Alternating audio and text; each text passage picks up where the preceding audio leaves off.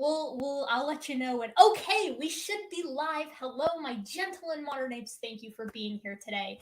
This is going to be a very chill stream. I'm here with Canton, and the two of us are just going to be kind of chatting it up. We kind of got chatting over email and discussing our kind of respective outlooks, and I thought it would be fun to just kind of hop on air and have a conversation. Because what's more fun than exchanging ideas and kind of learning where the other person is coming from. And so we're gonna do that for about 45 minutes to an hour, and then I think we're gonna go ahead and open the room up so other ones of you guys can come in and we can just hang for another maybe 45 minutes, an hour. So the whole deal, whole 9 yards, is going to be about an hour and a half, maybe 2 hours. And the whole thing is going to be very based, very chill, and I'm sure extremely epic. Um, let's see real fast. We got a bunch of people here. Captain Gargoyle's here. Hey, Jerry's here. Vesta's here. Gerard is here. TD is here. Hello, TD. Master Apprentice says, "Do you do response videos?" Occasionally, yes. Just every now and again, I do. David P. Neff is here. Hey, David. BigZebra.com is here. And Scott Duke, of course, was here quite early on. We good load of people. Awesome. We've got like 16 people 26 people already hanging out. So that is super dope. So Canton, tell us a little bit about yourself and kind of like I guess how you found the channel and kind of your thoughts on things of late, the state of things here on YouTube. Yeah, okay. So my name is Canton. I live in southeastern-ish Australia. Oh, wow. I found this channel in oh god, I want to say about October of last year. Cool. And I initially found you through that first chat that you did with Aaron Ra. Oh, yes. Yeah. On his, oh gosh, we were talking, I think we were talking about my Kent conversation, which was really, really fun. Aaron is kind of like the OG Kent whisperer. So getting to kind of get his opinion on things was interesting. Cool. Awesome. I have watched those debates so many times. Yeah, earlier someone mentioned in the side chat that that Aaron is doing a series of lies in the textbooks on for Kent. I've watched the first episode. It's real good. I can only imagine. Poor Aaron. He's already put so much in with Kent, and to actively make the choice to take on the lies in the textbook. I know. It's bold. It's a bold choice. He's such a soldier because I couldn't actually submit myself to any more Kent like by myself. But as soon as the thing started and the episodes just like started rolling and Kent started rolling out the 6 basic levels of evolution, I was like, okay, so his material really just has not actually changed at all. It really, really hasn't.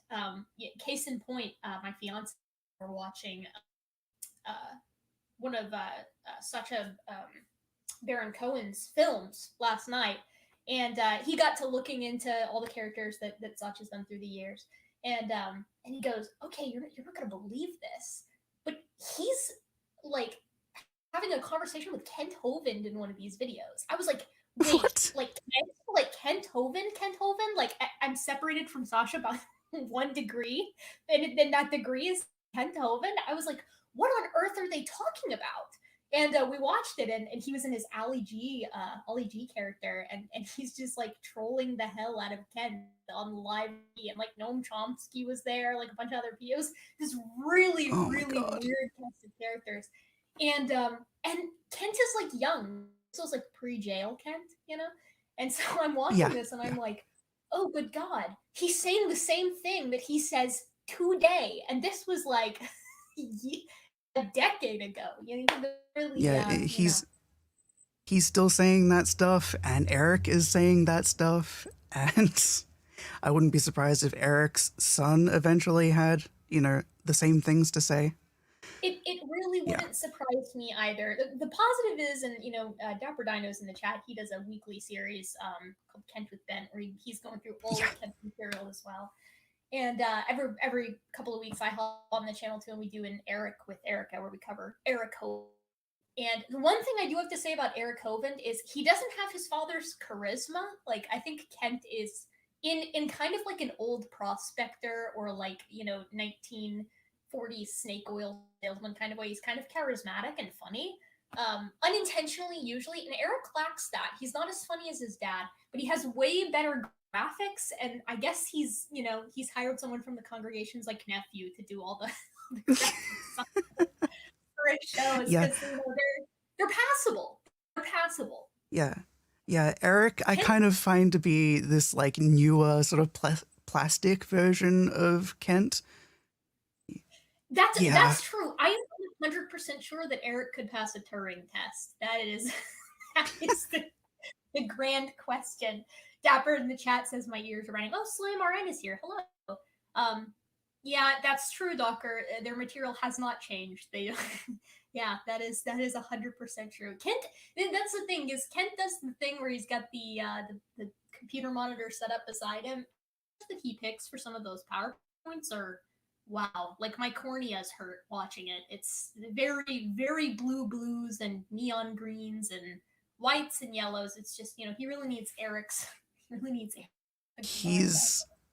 I think he's actually had the same, like, he's had a lot of the same slides for a very long time, but the one with the seal, where they're like, this was dated to way too bloody old.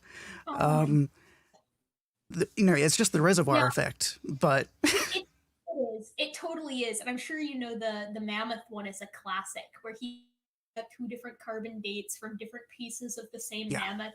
You lo and behold, come to find out he's used two different papers. So he's combined two mammoths into this amalgamation creature where he's getting two different carbon dates.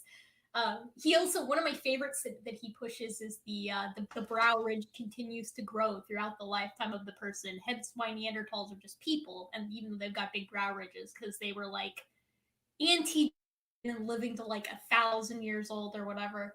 And in his debate with the late Bill Ludlow, Bill was like, "So, like, this is super easy to test, though. Like, we can just measure the brow ridge of like a man and like someone in their 30s, and they don't change." And Kent was like, "Oh yeah, well, I guess I'll have to look into that." And it's, but he never does. He doesn't actually give any look, looking into He's not anything. gonna check on this stuff. He's too old.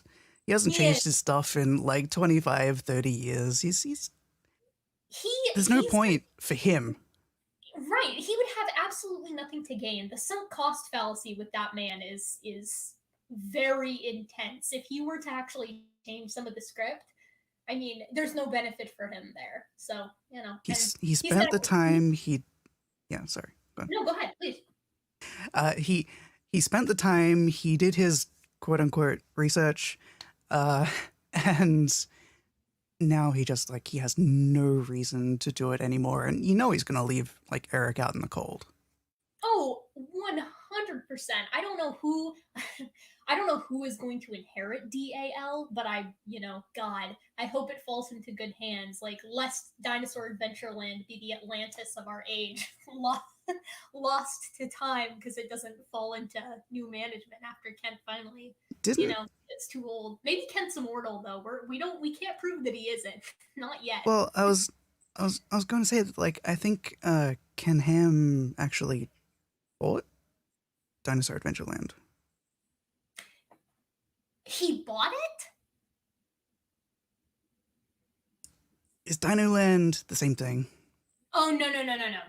No? God. Okay. All right. I- All right. I All right. think I was going to say it's like, that oh god, that's the crossover we need. We need Kent Hovind into the folds of AIG. But the problem is AIG website, they've got like a list of here's the arguments that you really don't want to use if you're like a good creationist who's trying to battle it out with the evil evolutionists.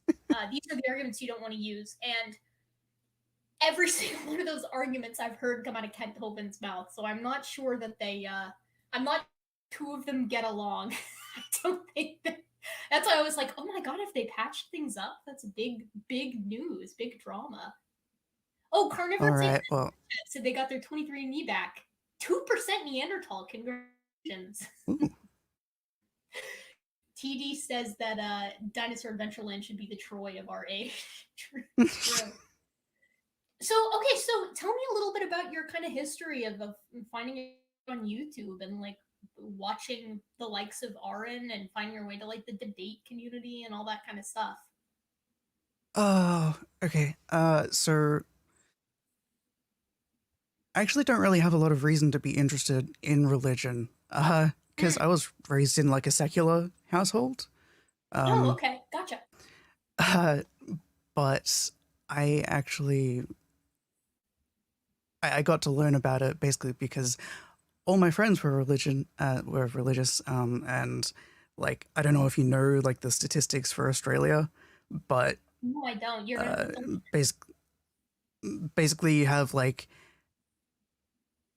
as of 2016, 22% of Australians are like no religion slash agnostic slash atheist. Mm. Um, and 8% were like, you know, scattered religions. And then there's like this monolith that is Christianity, Yeah. which they have for some reason just like split up into three different kinds of Christianity. You know, Christian, Catholic, and Anglican, because they're not real Mm. Christians, apparently. I've heard that before too. Yeah, they're not a part of the club allegedly. Yeah, I mean, I've heard that Jesus is kind of a big deal to them too, but Mm. Yeah, big. Yeah, he's the main dude for sure. He's the main honcho. Well, that's interesting. uh, So, like, how'd you come about like being interested in theology and such? Like, acquiring kind of like is it like a passing interest, or do you formally study? What's your history there? it had always been kind of a passing interest because being raised secular, I it seemed like religion was something that everyone else knew what to do with, Yeah. but we would always drive past the church and we would never go and visit and we would never go to weddings that were at churches and we would never like actually just go anywhere near organized religion. So I would always be like, what the fuck do you do in there? Question marks. Um, Yeah, that turns it into kind of like a forbidden hall, right? Like what lurks behind those doors? yeah, because I had never been told like, don't bother with religion. It's evil. They're all stupid. Like I don't have parents like that. Mm. My parents were actually raised Catholic, but they just decided not to raise kids with specific religious beliefs. Okay, right, They're gotcha. like, go check it out if you want. So I did. Um, and I found it kind of boring when I was like 12 years old. Go figure. And I Yeah. didn't really look at it again up until I had like some different run-ins with it closer to like the the later part of my like high school Mm. education. So what Um, triggered that then? uh, well, actually, they were kind of the unfortunate parts of religion, the ugly bits. Mm. Um, basically, there was some ugliness regarding a girl at my school who Uh, she ended up being outed by her friends oh, I for see. being gay. Right. Um, and the kids weren't too bad about it at that point. Um, it was mostly just teasing, but obviously she was very self conscious about it. And, well, you know, unfortunately, it didn't stop there because even though that was humiliating enough, I Right. think an unprofessional teacher got back word to her parents. Oh Lord. Um, and while I hate that people just can't mind their own business, uh, Golly, I man. Yeah. That's the part that kills me. It's like staying in your lane when it comes to other people's personal lives is just such an easy thing to do. I mean, unless the only time that anyone should ever meddle is if they're concerned that someone is being harmed. You know what I mean? It's like other than that, Yeah. why insert yourself? That's just pot stirring. Just not a fan. See, like I wonder because I don't want to ascribe like ill intent where it's not merited because for all I Right, know, right, we don't know. The teacher might have just been saying there's been some issues with the other kids. So we're just letting you know that there's been some stuff going on. And I don't know, maybe she cracked under the pressure and she told her parents what had been going on. yeah, Um, yeah.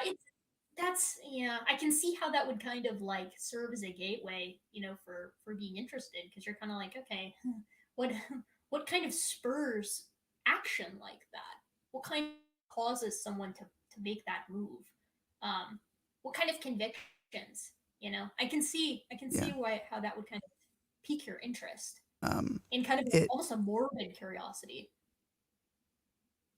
yeah, because it got kind of ugly after that too.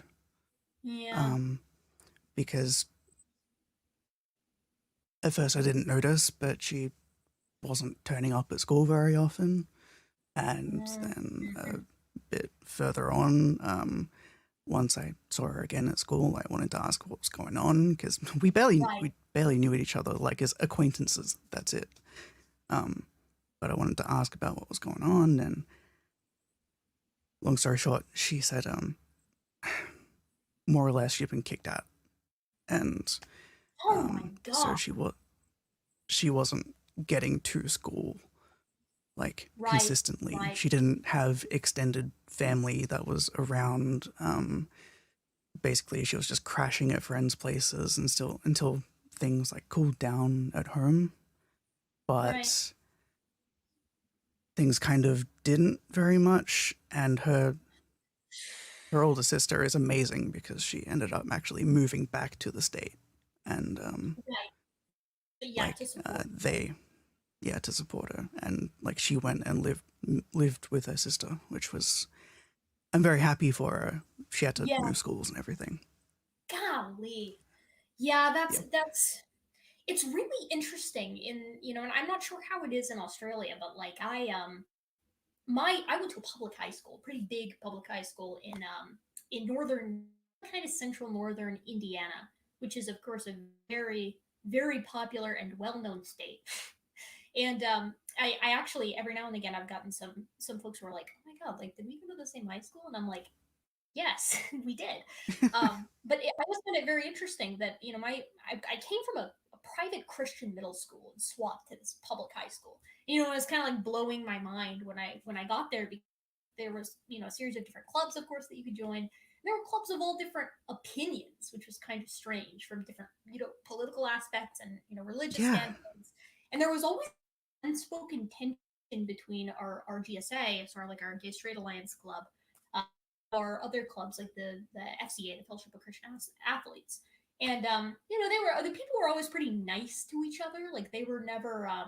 It's not like what you've experienced there. Everyone was pretty chill, but it was just really interesting, especially when you'd find someone who is maybe a member of both clubs. When you're like, oh, I see, okay, like, this is kind of the base kind of you've got someone who can have both.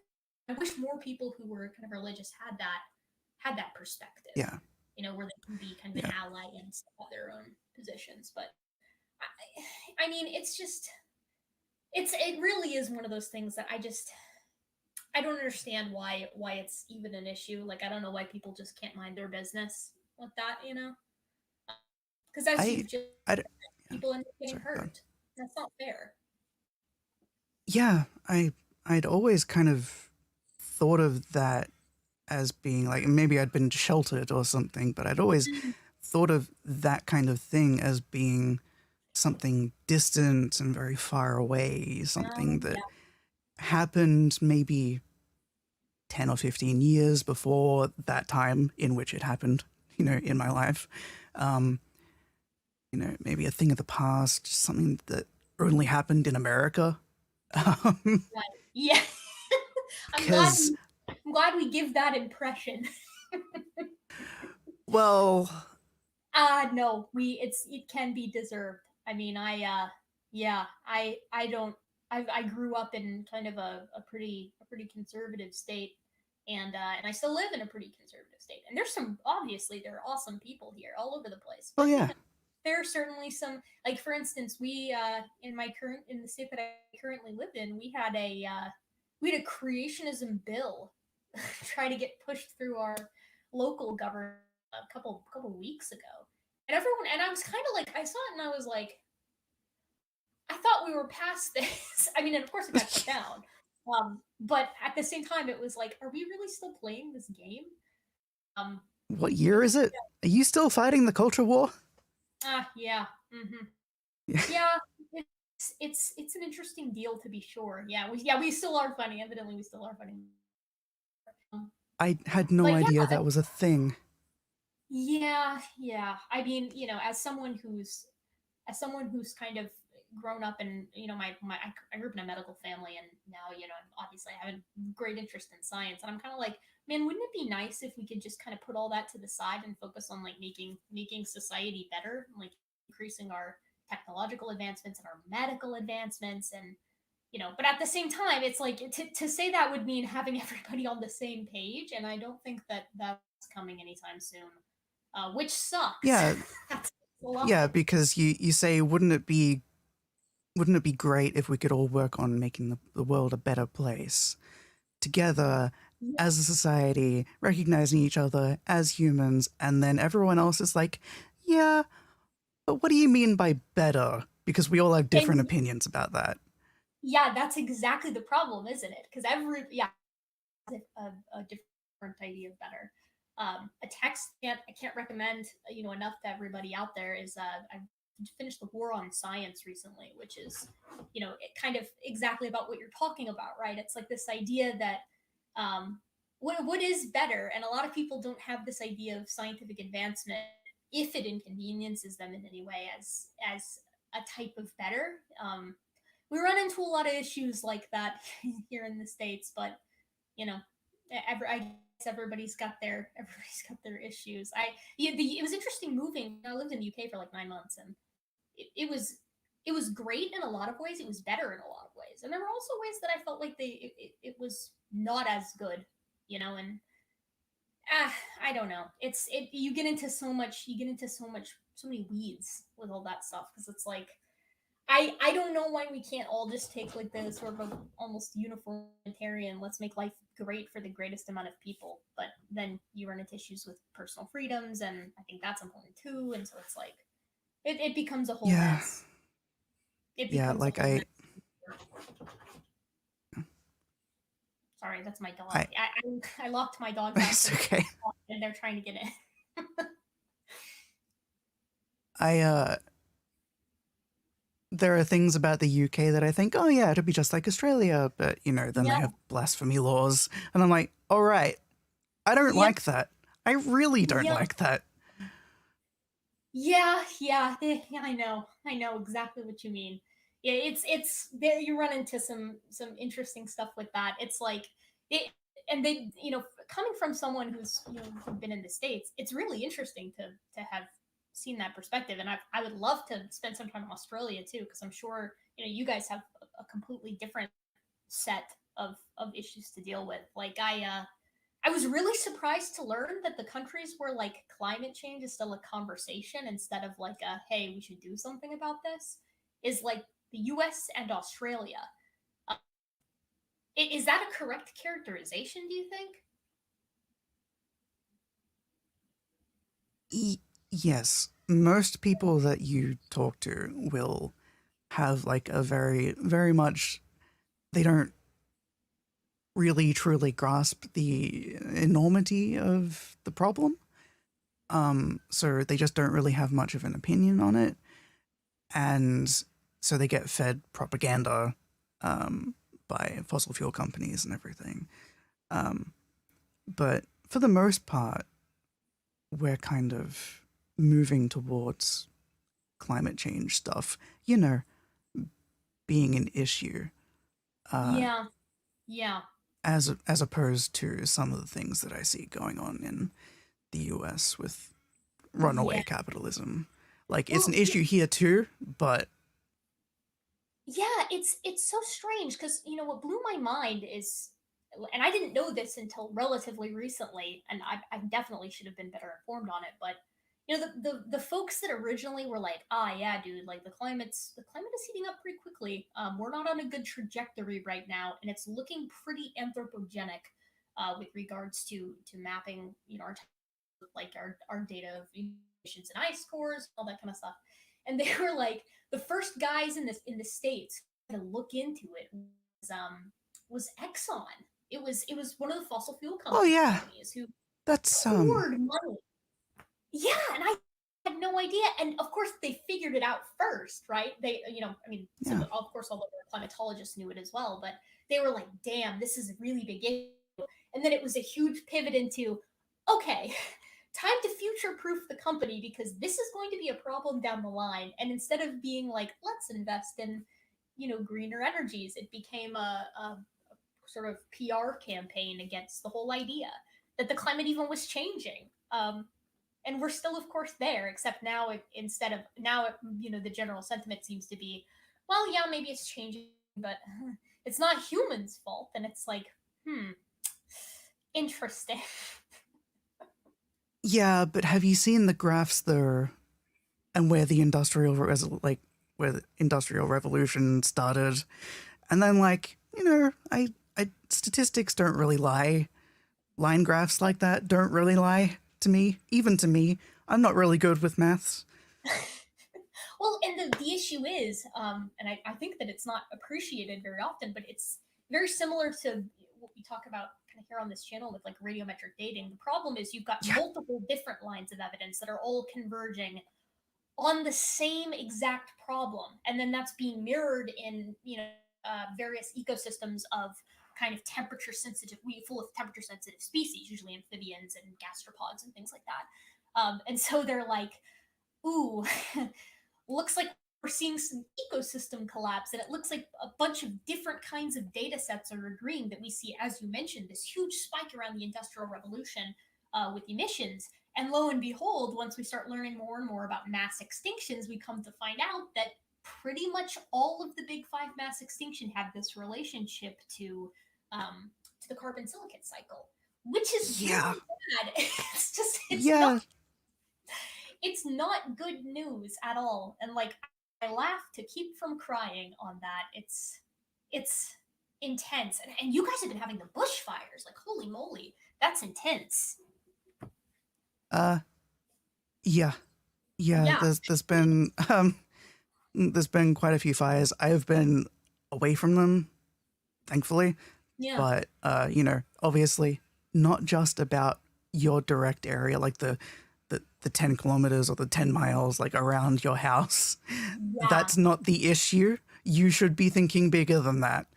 Um, Yeah. Yeah, you're we've right. been And having oh, issues with flooding. Queensland, like the northeastern side of Australia, has been having issues with hurricanes yeah. and just flooding, bushfires, and yeah, just awful. Well, imagine, oh my gosh, like imagine buying coastal real estate knowing what we know right now, first of all. But second of all, something I think that just isn't, Direwolf 96A says climate change deniers also sometimes say climate change is real, but it's actually good for the planet, which is like, that's Oh like my god. that next level climate change denial. That's like you're talking to someone who thinks that the moon landing didn't happen, and like that's regular climate change denial. And then climate change is real but good is that next level of like, oh, you believe in the moon? Like that's the Yeah. taking it to the Like, next level. I don't know if you've seen that PragerU video where they're like, yeah, fossil fuels made of carbon. Everything carbon based that's alive, No, organic, listen, definitely good, lest renewable. Hmm. less, yeah. That Prager, you also had Stephen Meyer on, who's our resident modern ID proponent, which is really great. I that's just really awesome that we're still kind of entertaining that as well. But Dennis Prager knows no shame. He's just cool with putting that out there.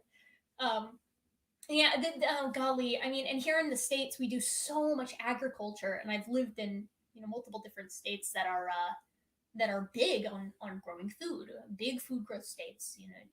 Obviously known for its corn.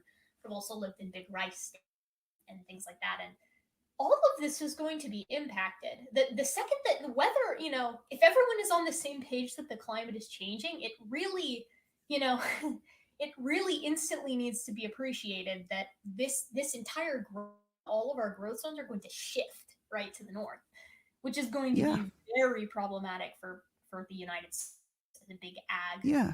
country. And I don't know how we're going to deal with it, and it sucks because it's probably going to be with at least a bit within our lifetime that this is going to start being an issue.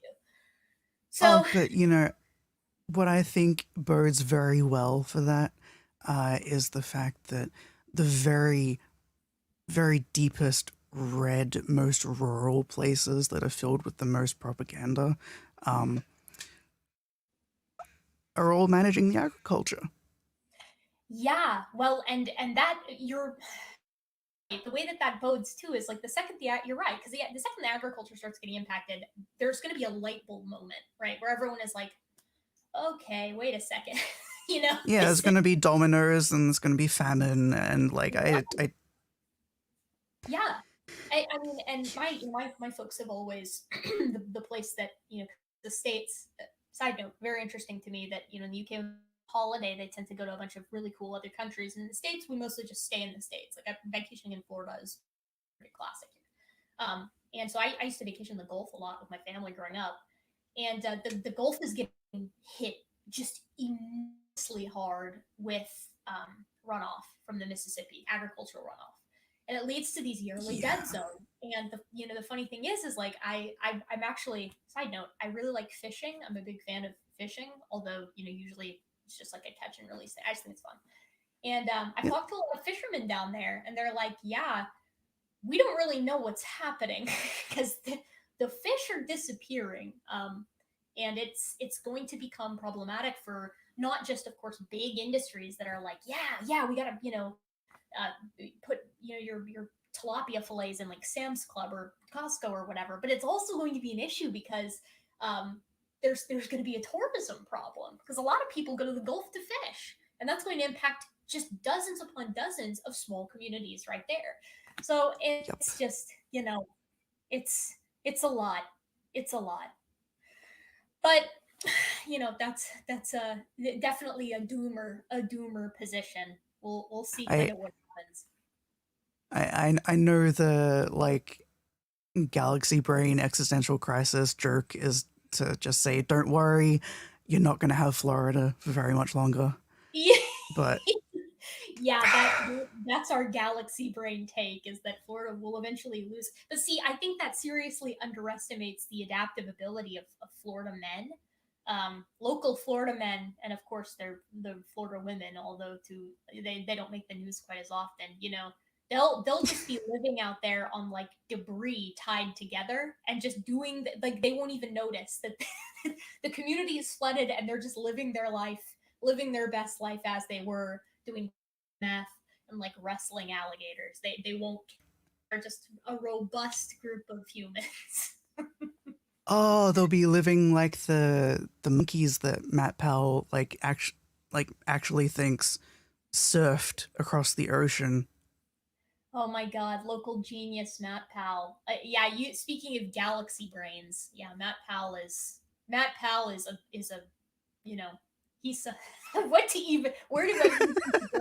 I, I guess I'll begin with, I hear that he's got a big inflatable banana in his yard that he calls Dr. Peel. That's Yeah. been the rumor going around, but I don't know.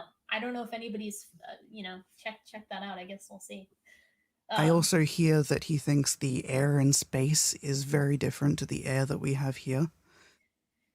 he does, yeah, he does. He also thinks that the sun is literally on fire. Like he thinks that the sun is just like a big fire, actually, like the kind that we have on Earth, just it's big fire. It's Direwolf in the chat says Matt Powell equals dummy. Well, that is generous. Yeah, he's kind of he's kind of like a light version of Kent Hovind. Like you've kind of got a very Yeah. interesting. You could almost do like a phylogenetic tree on like the dissemination of creationist tropes if you really wanted to, and you'd have a Yeah. lot of like kind of bottom barrel Kent Hovind arguments that make their way through the communities, and they all end up with Matt Powell, and a lot of them end up with Mr. Batman. It's another kind of Kent off. He's like your Doctor Thunder version of Kent Hovind. I've seen a couple of Dr. Batman things, and I just Yeah, I can't handle it. yeah, he's a real head case. The strange thing about Mr. Batman is that unlike Kent, he's unnecessarily aggressive. Like at least with Kent, I have a conversation with Kent and like, it's frustrating, but he's not usually acting like a jerk. But yeah, Mr. Batman kind of Yeah. does that Yeah. sometimes. He I've seen him I've seen him get up to no good on debates and live streams. A lot of geniuses Matt Uh thinks them to Kent every time someone posts a response to one of the stupid things that he said. Thank God Kent is on. Kent about Kent is that he's probably sitting there and he's like, God, another email from this Matt Powell guy. Like, man, I'm just trying to run DAL. I'm just trying to chill in Dinosaur Adventureland and drive my four-wheeler across the gravel pits of Lenox, Alabama. He's just trying to relax. Know what I mean? yeah. TD, Matt Powell proves genetic entropy. Best pack it up. Yeah, that's true. Oh, Checkmate evolutionists. Matt Powell proves genetic entropy. I Oh, didn't man. mean to come here just to trash talk creationists. I didn't No, mean no, to. no, yes. No, please. I mean we can certainly talk about that, but we can talk about really anything. It's again, this is a very flexible stream. Um, yeah, is there anything in particular you kind of wanted to get at? Uh well actually, I wanted to know where you are with your faith journey, if you're comfortable talking about it. Yeah, sure. Yeah, sure. It's yeah, I mean, I classify myself as an agnostic, just because I think that once you get into the realm of the metaphysical, like metaphysical in its kind of conventional sense of something that is outside of the empirical, you tend to not be able to measure it much. So I guess I'm agnostic on the God claim, but I think I Yeah. need to be specific because it's not like I'm agnostic on every God claim, right? Like Yeah.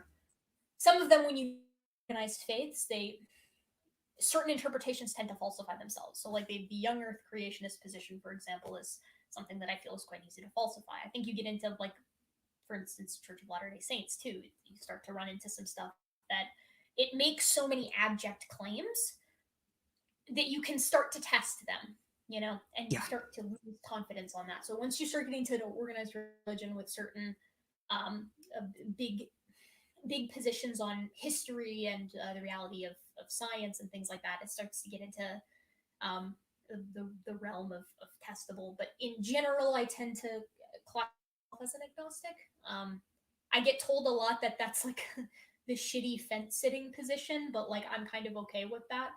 Uh I like to entertain the idea, I suppose, but I don't know. That's the whole point of the position, right? I yeah. do not know.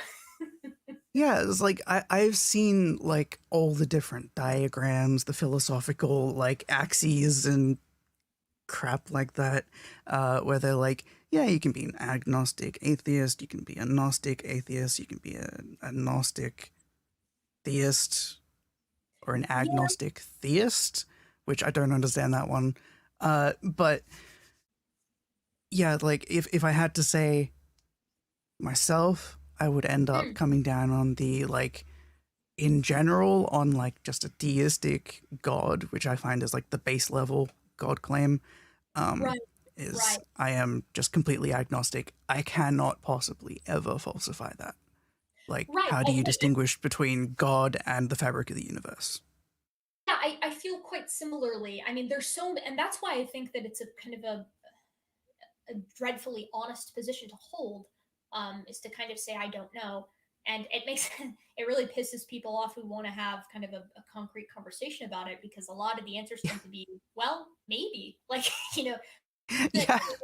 there could be, this, that, or the other thing. Or do you think maybe that there couldn't be? And the answer is always, I mean, maybe, I guess. It's kind of like Yeah. the wussy answer, I guess. But I, Yeah. again, there's an honesty to it, um, that lends itself to, I guess, the possibility of nothing or of something. Um, Yeah. and I Once, like it as a position. sorry. Go ahead. Once you like start assigning characteristics to the deistic god, and you start saying it's actually all powerful, or it is actually all good, Yeah, or it yeah. knows everything, and obviously the The classic omni-series, right? the Yeah, the classic like triomni god is like right. it can't exist.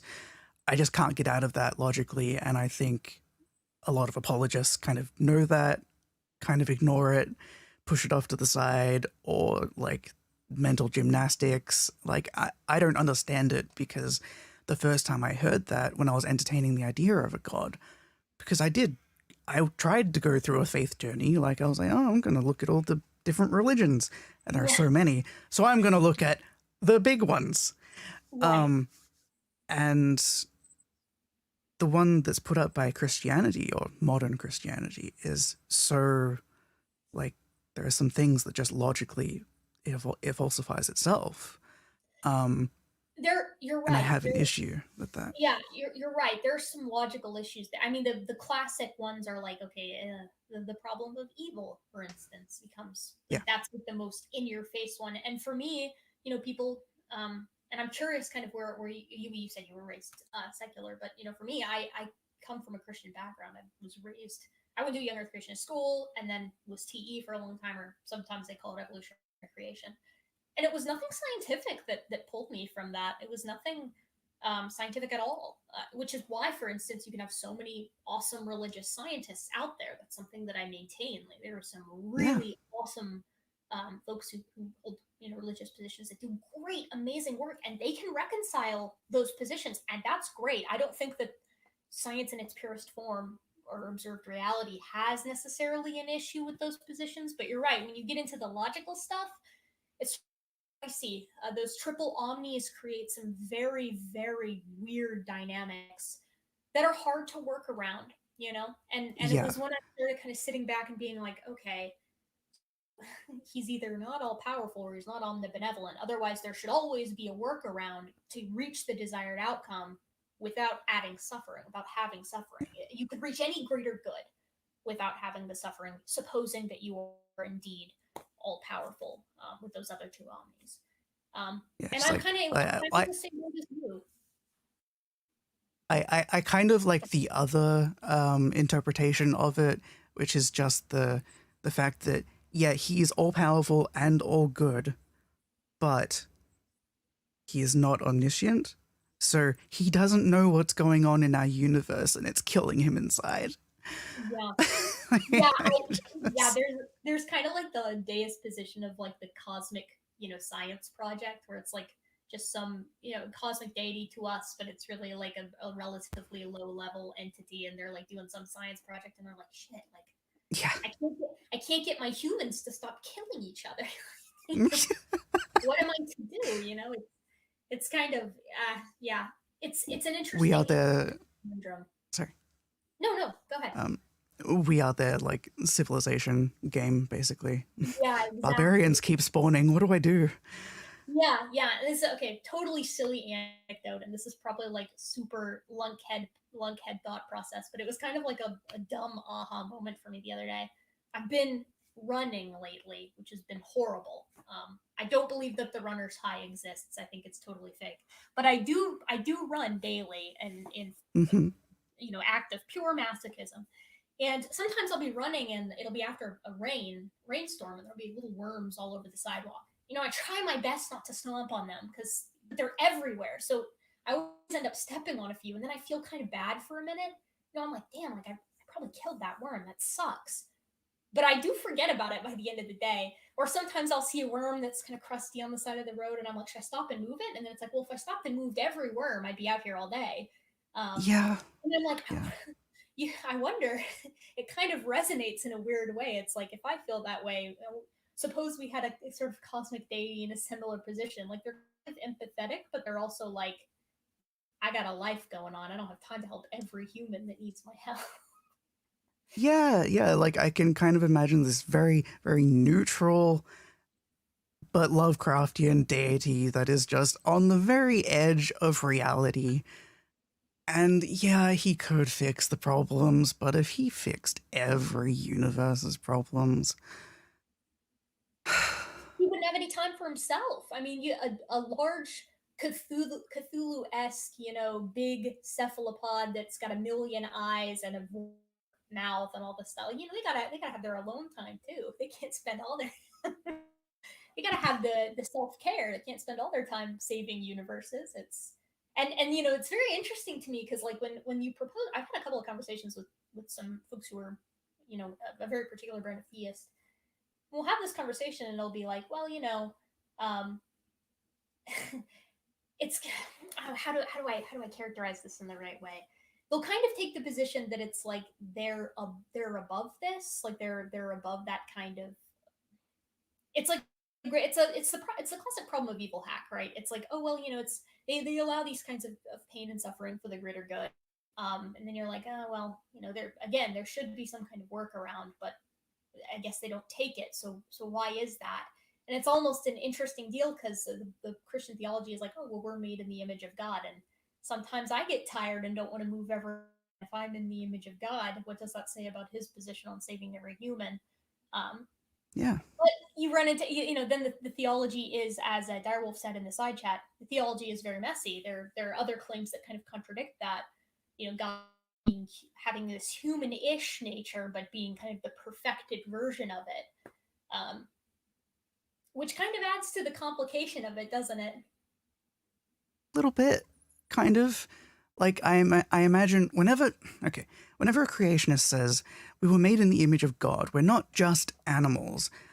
Yeah. I kind of lose my I lose my cursor metaphorically. I Mm. don't know where we are anymore because I'm like, if we're not animals, Yeah.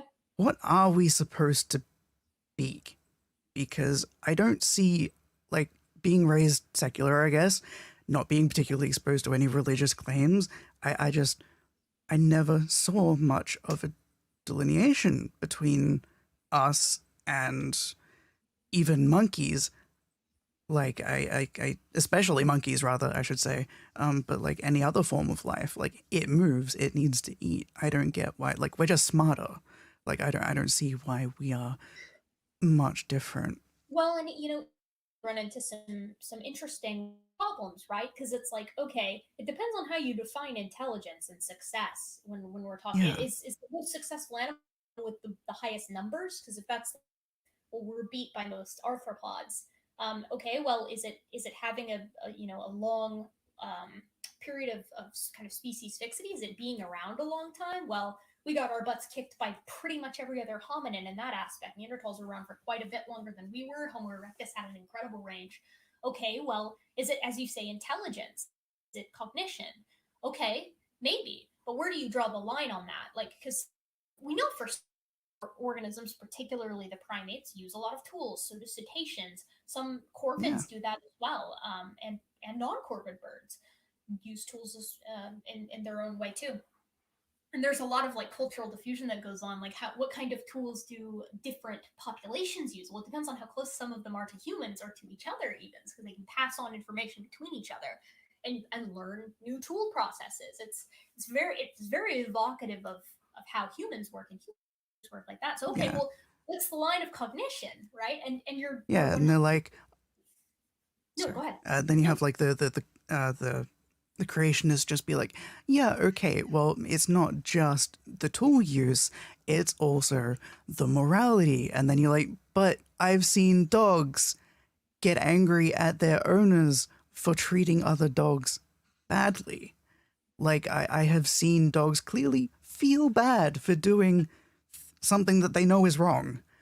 Yeah, Like you you that you you see group they can't punishment. articulate it, but You're 100% right.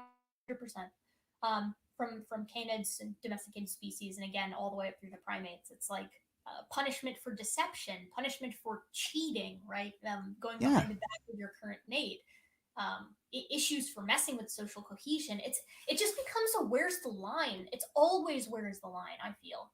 Um, is what about art? Okay, like what's the difference between an elephant, drawing this and a Picasso? It's art is objectively subjective, right? It's like everyone yeah, has different tastes and considers different things art. So you run into a ton of issues, and I've never understood that position that humans are somehow not animals. At least in the physical sense. I mean, sometimes I can get on board with the argument that creationists make, not in the sense that I agree with it, but in the sense that at least it's logically coherent, where they'll make the claim, okay, well, it's something intangible. When humans are made in the image of God, it's not that God looks like a person, because then that would kind of make God a monkey God, would it not? You reach into hmm God as a humanoid kind of situation, which is also yeah. interesting and What more based what kind of. Direwolf said? Why is God an ape? Yeah, exactly. Yeah, exactly. Right. I mean, and that's kind of cool and funny, but a lot of people will be like, "Oh, yeah, it's a spiritual thing. We're made in the image of God because we have souls." Okay. Uh, how do you draw that line then? Is it just humans? Because then you come into some issues of, well, what archaic human, Neanderthals? What about Homo heidelbergensis? What about all of these other hominins that many creationists?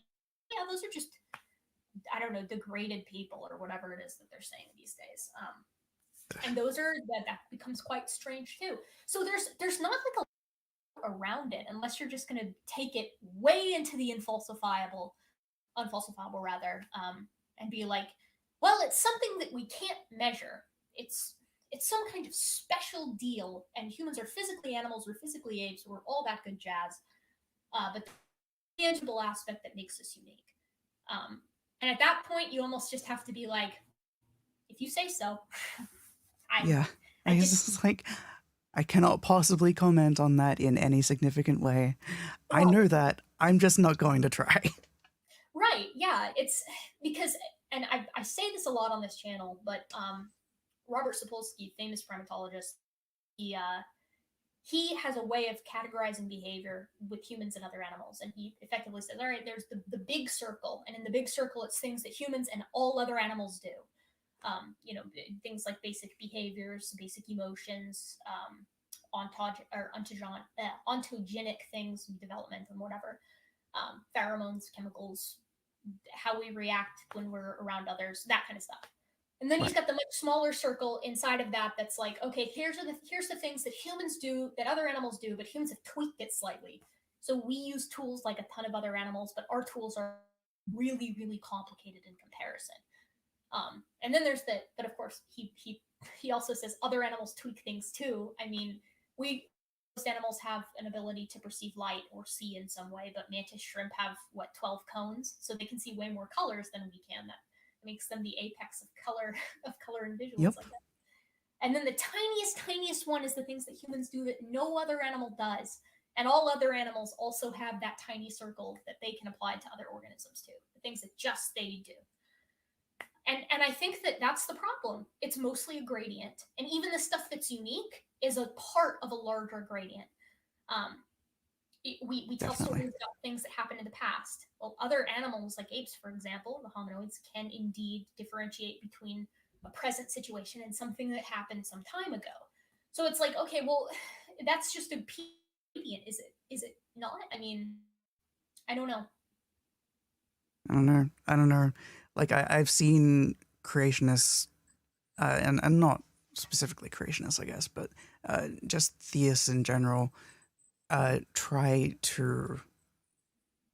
Okay, I don't want to paint the brush that broad either. Some people that don't want to broaden their minds a little bit and consider that maybe the animals are, just doing what we do, but a bit less complicated. Um, Looking at dogs, behaving morally, or primates doing any of their social activities that we can recognize ourselves. Like, kids playing with each other, breaking up fights, cheating, and like cheating at games, and then punishing each other, and like marking territory and stuff like that. It's like, well, what do you think they're doing? What do you think is going on in their brain? What do you think is working in their thoughts? Because I have to imagine that they have the same sort of cognition that we do. It's just less complicated, you Yeah, know? or Uh, even it's complicated in a different way. I yeah, mean and they that say, oh, they're just reacting on instinct. And I'm like, well, aren't we kind of just reacting on instinct? I had this fascinating in my MRes program. One of we discussed was this idea of the um, of the theory of mind. So how to what extent can other primates, because it's a primatology course, so we weren't considering cetaceans or corvids, although we did Right. read a couple of papers about them. It was like, okay, well, to what extent can other animals put themselves in the shoes of someone else? So, they do experiments, for example, on how chimps react to certain problems if they can tell someone else is watching. And the behavior is different if they can see someone has their eyes on them and can kind of observe them. They Right. know that the other individual will get jealous, for example, if they take more than one food token. So they curb it when others are watching. And Yeah. when we'd have these discussions, our professor would be like, the thing is, people propose, right, that they've got this theory of mind when they're doing this. Same thing with the corvids and the cetaceans and whatever. Um, but how do we know that it's not just as you like stimulus and response? And one thing that everyone, like my colleagues, kind of felt the same way, and we talked about this kind of at the pub afterwards. We were like, okay, that's a fine and dandy point. We don't really know the difference, but at the same time, as you just mentioned, how do we know not just us? We're just experiencing a different version of stimulus and response, and we can't know that. And ultimately, I don't know that it matters when outside of a theoretical context, um, No. which is No. which is really interesting. I mean, it's again, it's a gradient. It's a gradient issue. You can't draw these neat lines in behavior any more than you can in species. Not in place. No. No. The biology is. I never really studied like any biology or anything like that, but I was very much uh, surprised, although I shouldn't have been, by the degree to which nature refuses to fit in our boxes. Yeah. Yep. Oh yeah. Especially when you get into critters that do like horizontal gene transfer, or you look at admixture when you're looking at population size and all sorts of stuff like that. All of a sudden, it's just like, man, wouldn't it be nice if it was so simple? It's It'd be great if Yeah, biology behaved like math or physics or chemistry, but it just doesn't. There's too many variables that you can never control for it. And so you can make generalizations, which is good and important and applicable and helpful. But there's always going to be like, the rule of thumb is like, okay, there's always out there that's going to be the exception to the rule. Like, and yeah. they're just doing something weird because they're a unique set of pressures. Um, Like I have this thing with the creationists because I get kind of jealous of them because they seem to, a lot of them seem to think that the tree of life is a defined, definite, linear progression. This thing that definitely terminates at a universal common ancestor that we know existed and we have like a record of somehow. Um, but like even like I'll go listen to Aaron Ra, and like he's the guy I go to for phylogeny stuff, and even when it gets back to the horizontal gene transfer stuff, he'll just be like, yeah, no, it just turns into like a messy vine bush tumbleweed thing once you get to this point because horizontal gene transfer is fucky. yeah, it's complicated, and Yeah. I've got a video that I'm collaborating with Walker coming out tomorrow. Well, just walking fit, he was in here earlier on proboscideans, and proboscideans they do something very similar when we're trying to suss out who is ancestral to who with those that we have at least partial genomes of, it's still wonky because there's so much interbreeding. There's so much incomplete lineage sorting, and genes are shuffling all around between these, species, arbitrary species, but also populations. And it becomes this issue of like, oh my gosh, if we try to get to the specifics, the story just becomes increasingly complicated. Um, Yeah. and a lot of folks don't like that because a complicated story is way less digestible. But it's the story nonetheless. It's what the data says. And you're right. I mean, once golly, we got this idea of a nice tree of life, but you're right. The second that you start looking into some of this stuff, um, it gets squatter and squatter and bushier, and the branches start Yeah. twisting around each other, and it becomes a real a It's real mess to sort. it's like it. Okay, this is a like, kind of a bugbear of mine. With the creationists, I don't like, and this is me just preaching to the choir, but I don't like how the moment you say, well, no, we don't quite know exactly the order of every specimen that we have in our fossil like record. No, we don't have all the missing links because then we wouldn't be able to fit all the fossils on the entire planet. Like we just can't have every single quote unquote missing link. It's all just a representation of the gradient. Like, but they seize on You're that and absolutely they say, "Oh, yeah. you're not sure." Well, and these are the same people who will gladly get a necessary surgery, even if it has like a 90% chance of success. Okay, well, you're not sure that the surgery is going to work, but you put that trust in a medical professional because you know that they know what they're doing, and you like those odds. Um, but it only applies, the skepticism from kind of your YEC gang applies exclusively to evolutionary theory and the Yeah, age of the earth and abiogenesis. Anytime you start trusting, like, for instance, that your phone is going to work, that the manufacturers behind some of the tech that we enjoy today are going to function properly, um, yeah, then it's, oh boy, and then the trust yeah, just skyrockets, doesn't it? yeah. They're so, oh, they hate our science. Just changes all the time. It's Mm. awful, awful, awful how science changes all the time. But I still expect my phone to get faster and do more things every 2 years. Yep, because what else is science good for other than my convenience? It's Yeah, that's the classic. That is it's the like classic.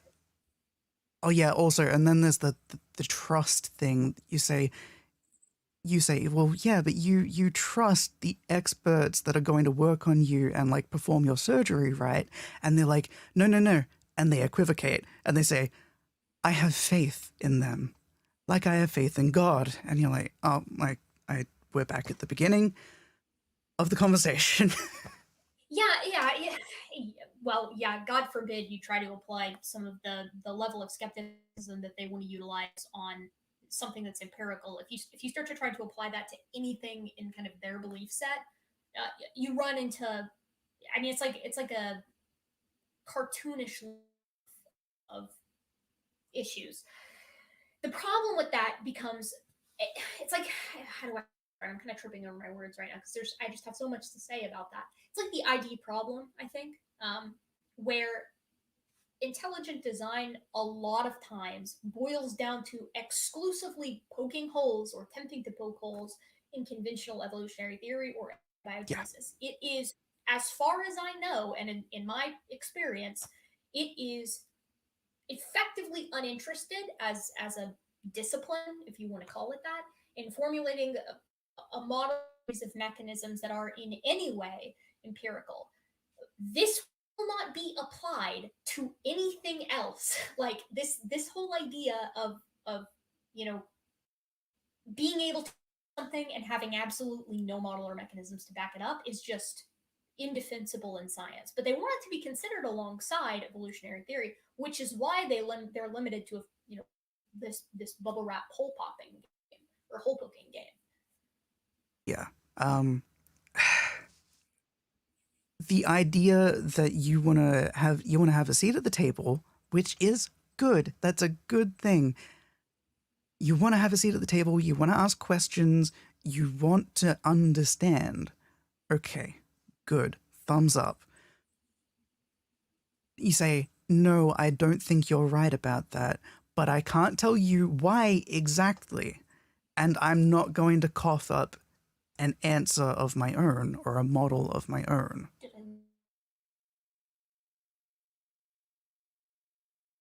Uh,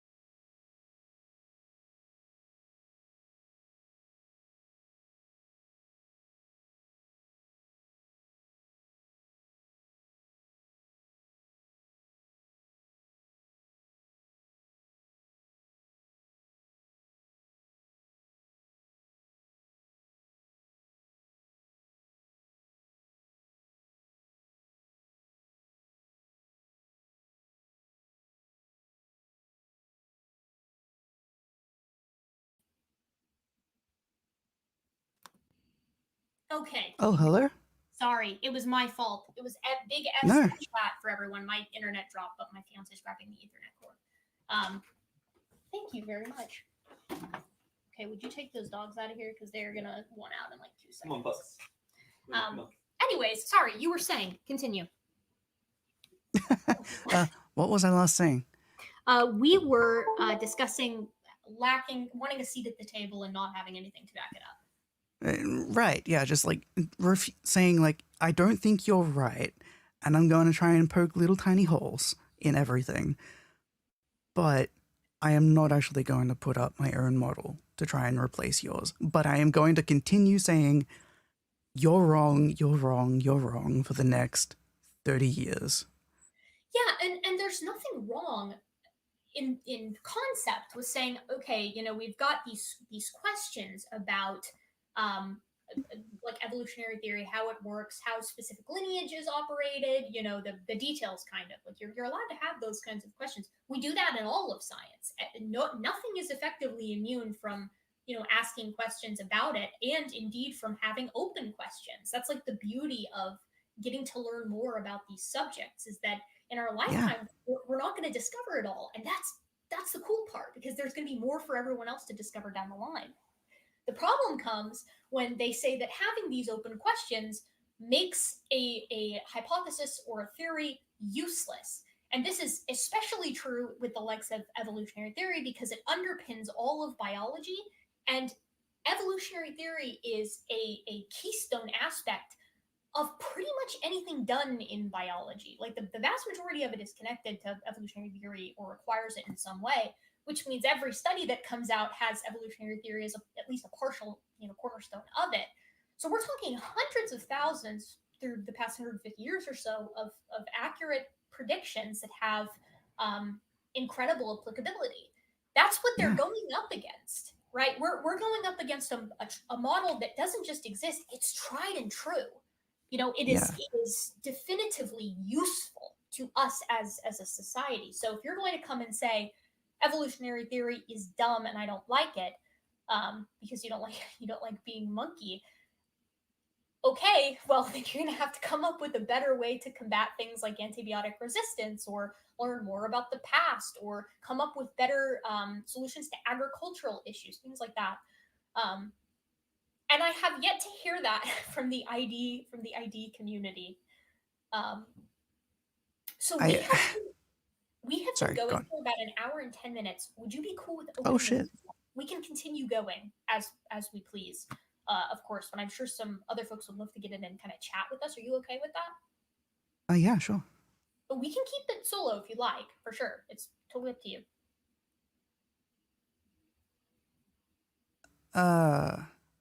You want to go for a little? No, I can wait. Just a little bit longer. Sorry. Yeah, cool. Yeah, we'll go for another 10 minutes and then we'll open the room up. Cool. Yeah. Okay, cool. Um, yes, hold on, I'll put that in the chat so everyone can see it. Okay, we will open up the room in 10 minutes. I'll say minutes. Yes. So yeah, I think that that's the bottom line issue is that I mean people use it all the time as an example, but it would be like trying to overturn germ theory, right? Like you're gonna tell me Yeah, that you're gonna like I'm I am genuinely very sorry that it headbutts your particular theology. I'm sorry, but if you actually want to, get past that and you don't want to change your theology at all, ever, then you kind of do need to do like several Nobel Prize worthy things. Like, and I just don't think you have the manpower or the brain, like not like on a pure like intellectual scale, but like or the brain power just like by by sheer virtue of the people that actually genuinely understand Yeah. evolution. Well, and the thing is, if you're gonna put up an alternative too, it's got to be just as applicable, if not more. I mean, we're Yeah. not even talking like these guys. Most of them, or at least a solid portion of them, it's not even that they want it to be kind of a taught alongside deal. Like ID is like a good challenger for evolutionary theory, which of course it's not. But they're like, oh, yeah, that's we want them to be on the same level. Like they're proposing that we take evolutionary theory and like get rid of it and replace it with Yeah. ID, which You, means it's got to be you, able to you do can't do better. that. Yeah, it's got to be able to do better if you're going to present it in that way. Um, I mean, there's you run into a lot, and like there's a level of ID, of course, that is not like what we're talking about here is the kind that's like the alternative to evolutionary theory, not like you're alongside it in the sense that they're copacetic with one another, like they believe that God spurred evolution or abiogenesis. Oh yeah, like that kind of ID movement, that kind of like theist. I am definitely not like a I hate religion. It's awful. Yeah, Like I'm not that kind of an atheist. I just I don't like denying the science, and right. like I don't like the theists that just say no, we need to just get rid of that. Right. And that's the thing. Like I don't really know very many people who are against that. I mean, certainly none in the broader scientific community, but even here on YouTube where the focus is kind of these dunking on creationism circles. Like most people are like, yeah, dude, like if you want to go with the sort of tinkerer or spurring things, that's totally fine. We've got no beef. Like really and truly, none of us are here to try to deconstruct people's religious positions per se. That's not what I'm here for. I mean, I don't. Frankly, that's I think spirituality is inherently very personal, and I'm not trying to pull anybody out of that. A lot of people get a lot out of it. The Yeah. problem comes when it's like it starts to headbutt our kind of society at large in the sense of what we can do with science. Uh, Imagine if we actually did teach um, young earth creationism in like a scientific setting. We're going to miss out on a whole lot of folks who would make incredible strides in areas like evolutionary theory and its associated applications in medicine and agriculture and etc. All those kinds of things. Um, Yeah, I can't imagine it. that that sucks. That sucks so much. And like I've known a lot of young earth creationists in my life, and many of them would have been really awesome scientists. That's not to say that they can't be scientists per se, but they close a lot of doors for themselves if you're taking that Yeah, YPC route. You yeah. close a lot of Like, doors. do you know Jason Lyle? Yes, I do know Jason Lyle. Yes. Uh, well, I've seen like a few things of his, and I genuinely wondered how you could be like, an astrophysicist or an astronomer. I can't remember exactly what he was.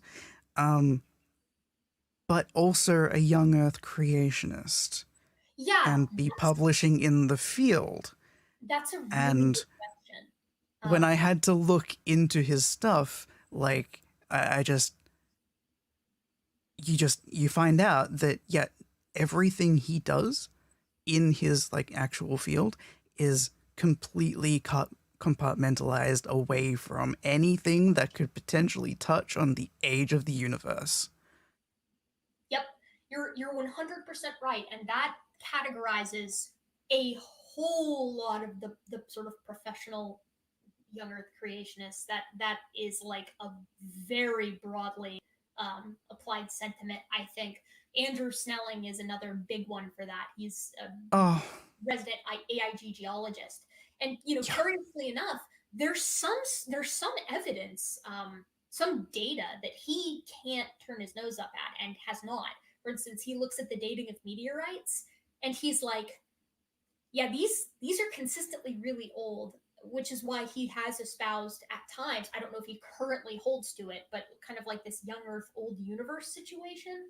And right. then you're like, wow, that's some impressive dissonance that you're able to take Yeah, this one kind of radiometric dating and put it in one area, and another kind of radiometric dating and put it in another area.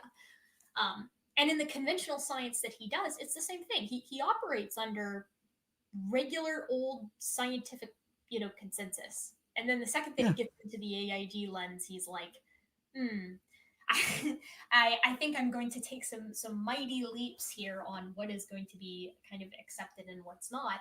But Snelling also yeah, takes that position, as pretty much all the pros that I know of do, where they're like, you reach a stage where it's you got to have miracles to explain what we see, right? yeah, yeah, Everything looks old here yeah, on the planet. Snelling knows this, which is why a lot of them appeal to accelerated nuclear decay, for which there is no current support. And even if there was support for it, you've got the heat problem, right? I know. And the radiation issue. So it's like, lo and behold, and of course, none of them have touched that. Like AIG No, even like their boards where they're like, ah, we're working on it.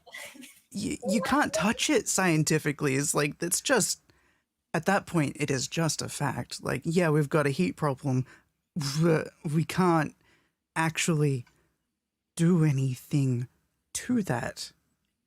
Well, and even the mitigations. I mean, there have been proposed mitigations from the guys, the hydroplate guys mostly, your Walton Browns and your Brian Nichols, and they'll be like, "Oh, there's ways to mitigate it." But anytime any physicist sits down, oh, what's his name? Glenn something.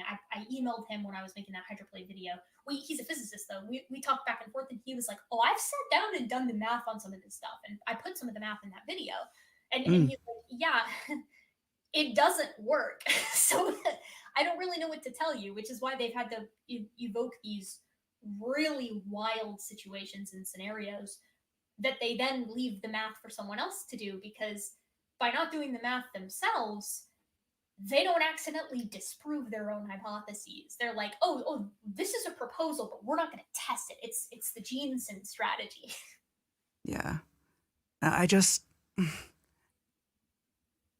I mean, I know Maddie said the same thing when she was last on talking to you, Hmm. but like, if your honest answer is just, yeah, there was magic at this point, you know? There was a miracle at this point, and that is how it happened. That is my honest answer. I am much, much happier with that. But they want to say, oh no, we're totally going to tackle this heat problem. It's not a big deal. We're going I, to do it I eventually. I love that. I love that it's not a big deal, because it's like, in the opinion of even the folks at AIG, this is like one of the biggest of the deals. Like, this is just a massive physical impossibility staring down the cornerstone of this belief system. And you're totally right. And I'm in the same boat as you, and as Maddie, I believe I said this to her too. If you're going to take the stance that like there were miracles involved, I'm cool with that. I really don't care at that point, because you've broached a level of like, this is a sheer faith claim, and that's frankly none of my business, as long as you're not trying to put it in schools, and say that it's Yeah, scientific, um, yeah. and you're not Like, like can't putting anything like can't that. touch And it. If you want to teach it to your kids, that is, we can't stop you from doing that. It's a bummer, but that's kind of, I guess you're right as a parent. It sucks for those kids, but you know, Yeah, we've almost got a structured educational system that at some point you're going to be exposed to the conventional science of it all if you're going to yeah, be involved in that area, which is almost like a nice little a safety, if you will. Um, yeah. And I almost feel like those parents would be a lot more prepared to keep their kids, in the faith too, if they would just say, you're going to get to a point during your education in geology or whatever where they start talking about millions of years and all this kind of stuff. There are going to be some points where you're going to question your faith. Just know God is all powerful, and what we have taught you is true. You know, it's so easy to do too. It's such an easy position to hold. Like you can really be out here and say God just did it that way and it's all good. You can yeah, just say that. It's the issue is when the proposal is that this is like empirically the better choice. yeah, Which real is, science. yeah, which is like the more that I've been kind of creeping around in this sphere, the more it's like, in a lot of ways, it really is quite similar to some of the individual ideas that flat Earth espouses. Particularly when the young Earth creationists go along the route of, um, and they do this a lot. Well, it looks like X, so it must be X. Like that is, for instance, they'll look at like the Paluxy footprints. It's a very, I'm sure you know about those. They're the track the looks like human and dinosaur prints or whatever. Or they look at fossils and they'll say, well, this is clearly a member of the blah blah blah kind. And you're like, okay, looks like X, thus is X. Is what flat earthers do with the horizon. I mean, that's straight up their argument. It's like it looks flat, must be flat. Like, but that is, eyeballing it is not enough. well, eyeballing is like the opposite of science. I can't think Yeah, of that does that. That they really do, except maybe like, no, even then, because you got to run like a stats analysis. Like nothing is just, yep, that looks like a thing to me. It's it just becomes so, it becomes really exhausting at points. It really does. Um, I I don't envy the stuff that you've done on your channel, like in general. It's the amount of creationist content that you've gone through. I can only really handle it so much when I've got, someone to add sanity into the mix every once in a while. Um, yeah. it's the thing about it, really and truly, is that the exhausting part is the source mining, which RJ Downer, he's a friend of the channel. You probably know him. He does a lot of that source tracking, because you'll run into some stuff where they'll be like, oh, a classic example was, I covered this in my coral reefs preclude young Earth creationism, right? It's like we got these big tall coral reefs, and coral reefs build on their dead predecessors, the skeletons of their dead predecessors, and eventually that compresses into limestone, which compresses into dolomite, and you end up with these big, long, effectively shelves of coral that, as you proceed downward in core, it gets progressively older. Yeah. And coral grows super duper slow, and Yeah. requires very specific conditions to grow. And so it's like, okay, well, you're not going to get this in 4,400 years, and it's not going to survive a flood. So that's about how long you've got. And you'll get these creationists who come out and they'll say stuff like, well, don't worry about it. Coral can actually grow, 4 times faster than the number that we have today. And you go down these lines, right? Of, okay, well, where did they get it from? Well, maybe it's Snelling who's proposing it. He gets it from a 1980s paper. Okay, well, Right. the 1980s paper is referencing a paper from the 1930s, which is then referencing a study from 1912 or something like that. And then you go back, and this was my legitimate experience that RJ and Jackson outlined, and the Rocks were there. They're the ones that did the source work on this.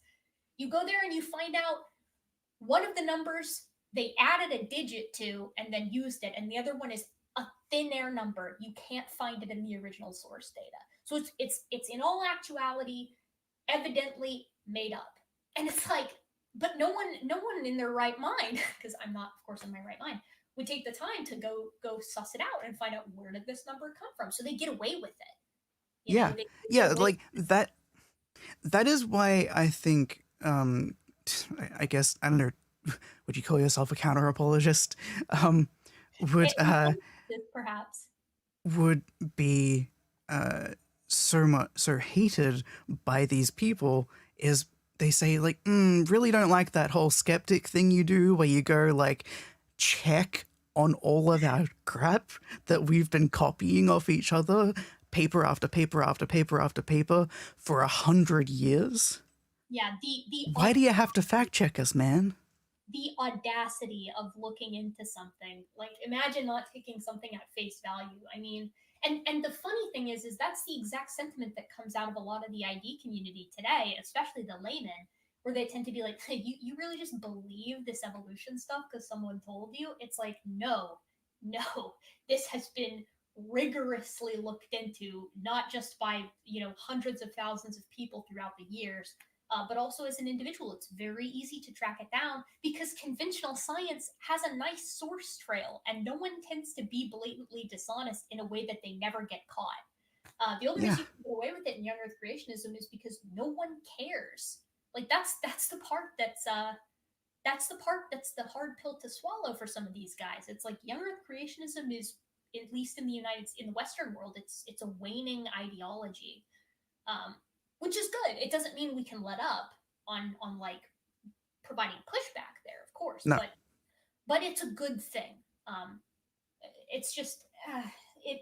You're right. It's exact. I'm like going through the. I'm reliving the experience of like they make a claim and then you take 3.5 hours to find out where it came from, and it doesn't even say the thing they said it said, which is God. I mean, you could just tally up all those hours, and that's a lot of time.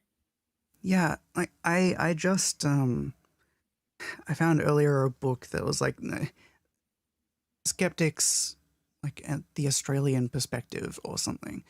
And this was a book that was published in like 1975 in Australia. And it's countering specifically creationism. And on the first page, you know who shows up? My Who? old buddy Snelling. Oh, we love Snelling. We love Um, Andrew. He's great. oh, yeah, by the way, I'm sorry for Ken Ham and Snelling.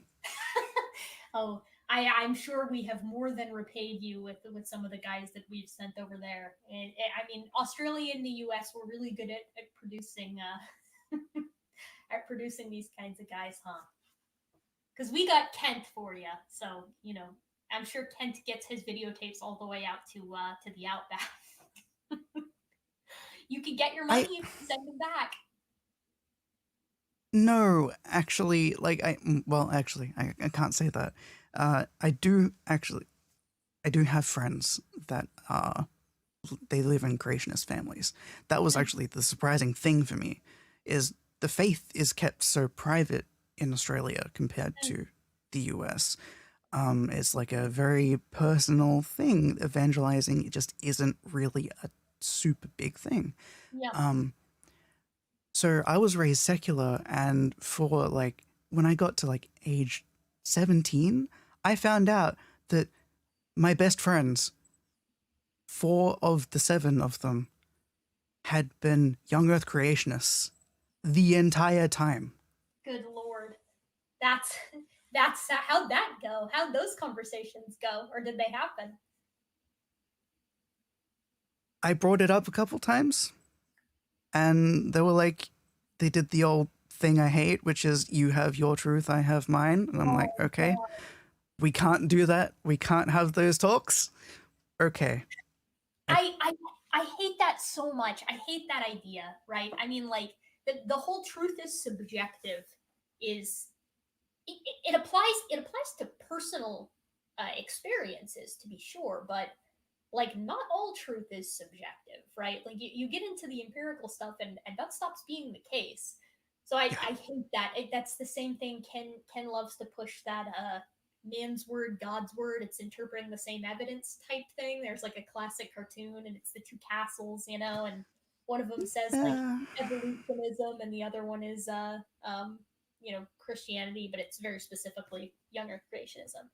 And then you get the little balloons that are attached to the evolutionism castle, and the balloons are like uh homosexuality, abortion, like socialism, like just completely out of left. Like, what are you talking about?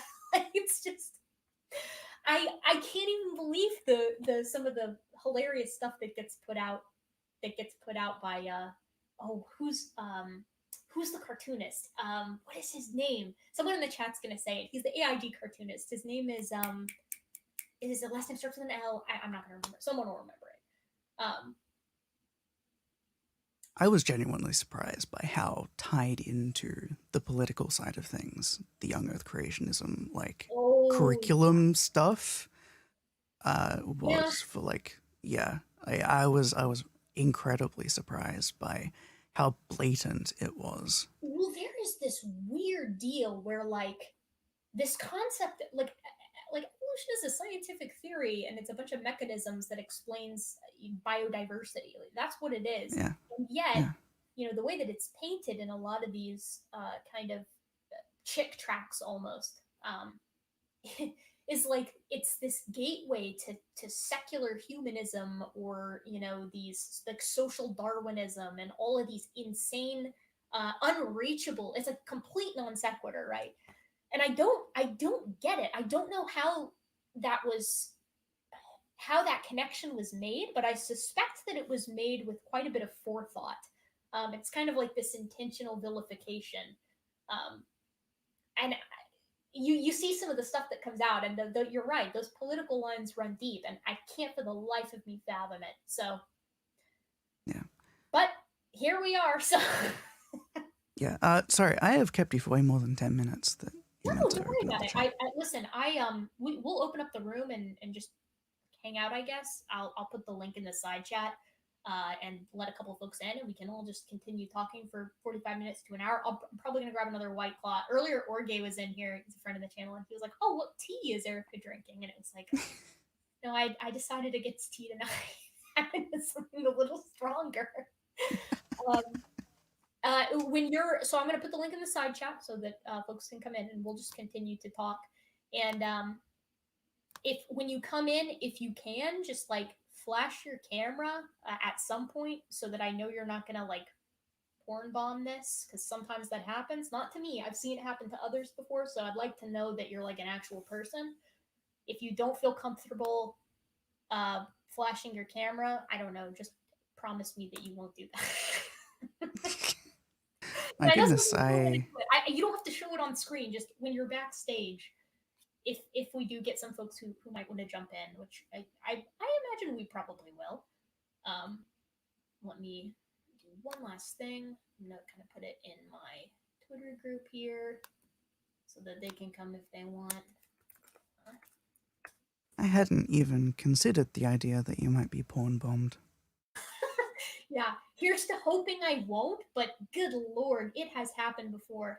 And oh my gosh, this is so horrible, but this was the one of the worst things I've ever seen. So some of you guys may know Otangelo. He's a big ID guy in the Yep. YouTube community, and he was hosting a video on one of his channels a live stream on one of his channels the other day, and I was peeking in, and he opens the room up for other people to come in. He opens it, of course, and so he lets someone in, and he's getting ready to have them introduce themselves, and instantly porn bombed, right? And he's like, oh my god, oh my god. He like boots everyone's like, oh my god, boot him, boot him out of there. And he's like kind of gobsmacked sitting there. He's like, oh my god, like I can't believe that happened. That's horrible. And obviously, the same person who had just bombed it was in the side chat saying, "Why did my 14-year-old child just come in and tell me they saw porn on this Christian YouTube channel?" And Otangelo was like freaking out, and everyone was like, "No, no, no, they're definitely just trolling you." So a couple of minutes later, he's like, "Looks like we got someone else who wants to come in, like come in and introduce themselves." Lets him in. It's the same porn bomb. It's a second time, and I was like, "Oh my goodness." I felt this pain. I really did. So, and that was the moment I was like, "Man, shoot, you got to be careful out here. It's a That's dog eat dog terrible. world." Yeah, and I'm not like that sucks, because it's as much as I disagree with Otangelo. I'm not trying to like. I don't want his channel to get shut down because someone was being, No. jerk, bombing them. That's horrible. But the fact that it happened twice, I was kind of like, okay, that's a little bit funny.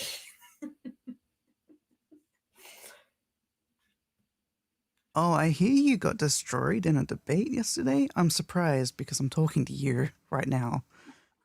Oh, did I get destroyed in a debate? I didn't debate yesterday, but I usually Oh, I'm getting destroyed in some debate. That's usually what's happened. Um, okay, hey, okay, Direwolf. Okay, Direwolf, you've been in the chat. I trust that you won't bomb us. You're also in, Direwolf. Oh, hello. Hello. Okay, yeah. cool. Hi. Yeah, we're all good. We're all good.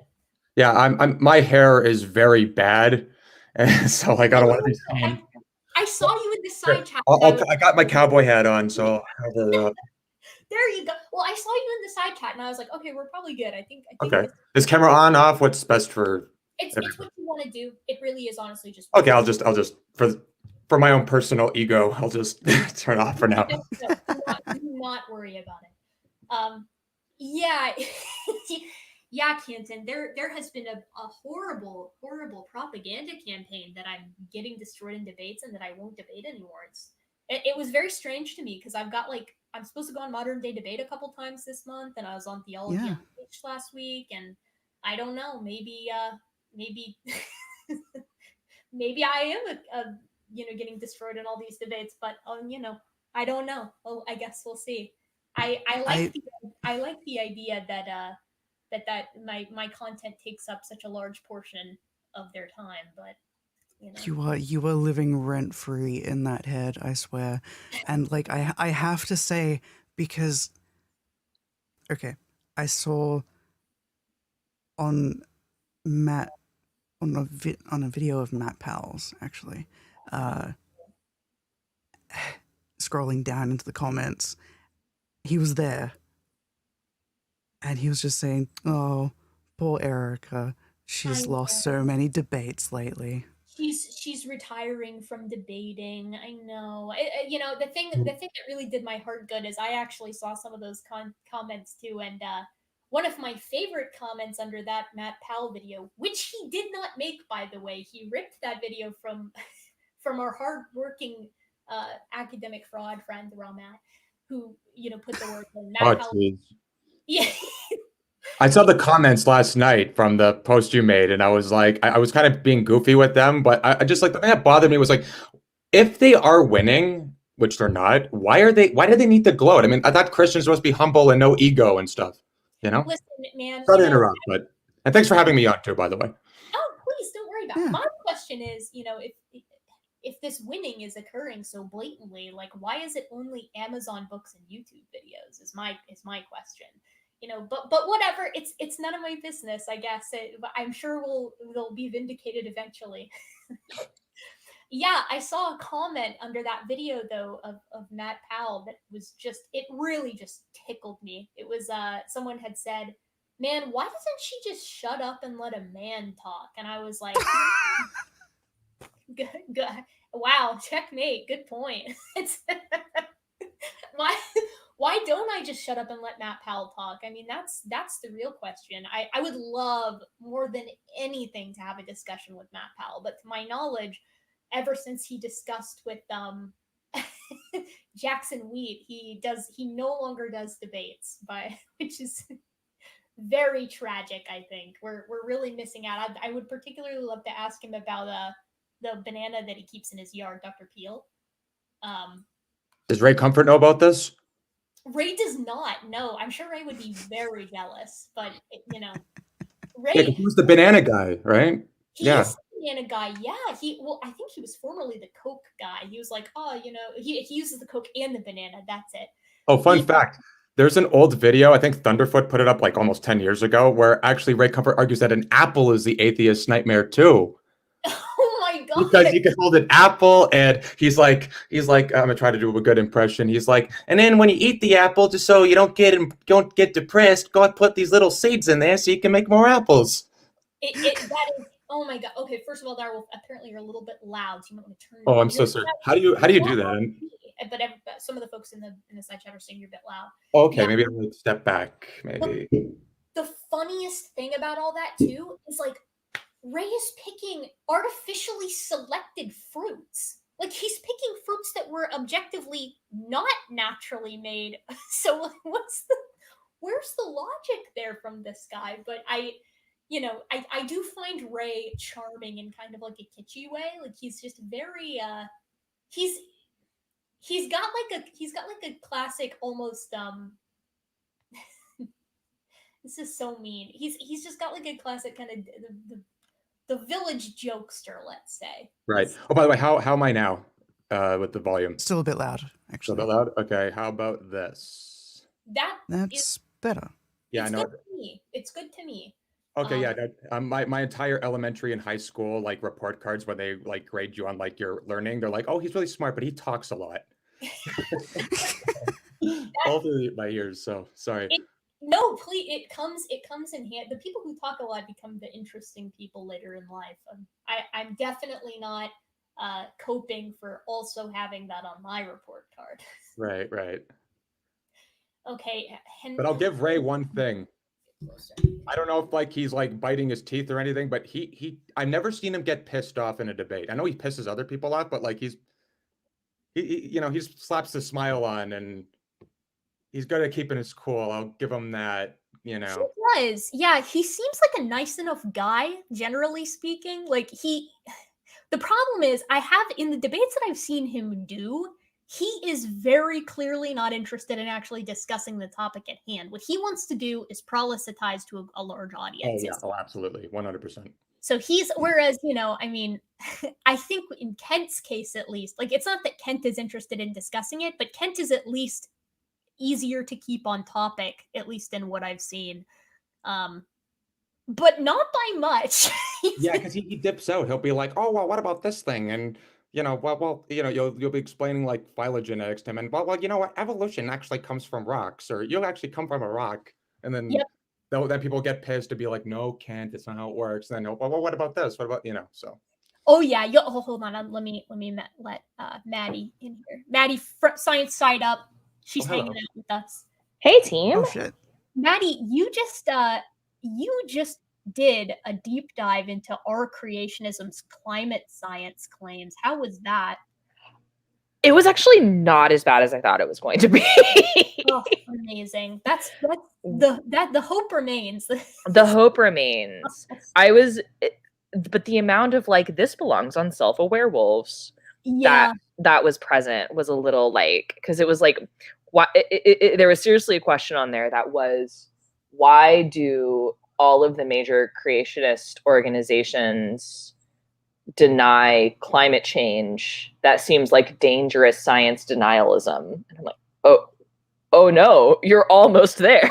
Oh my god. Oh, that really is so self-aware. You're so close. You're so close. Friends, so close.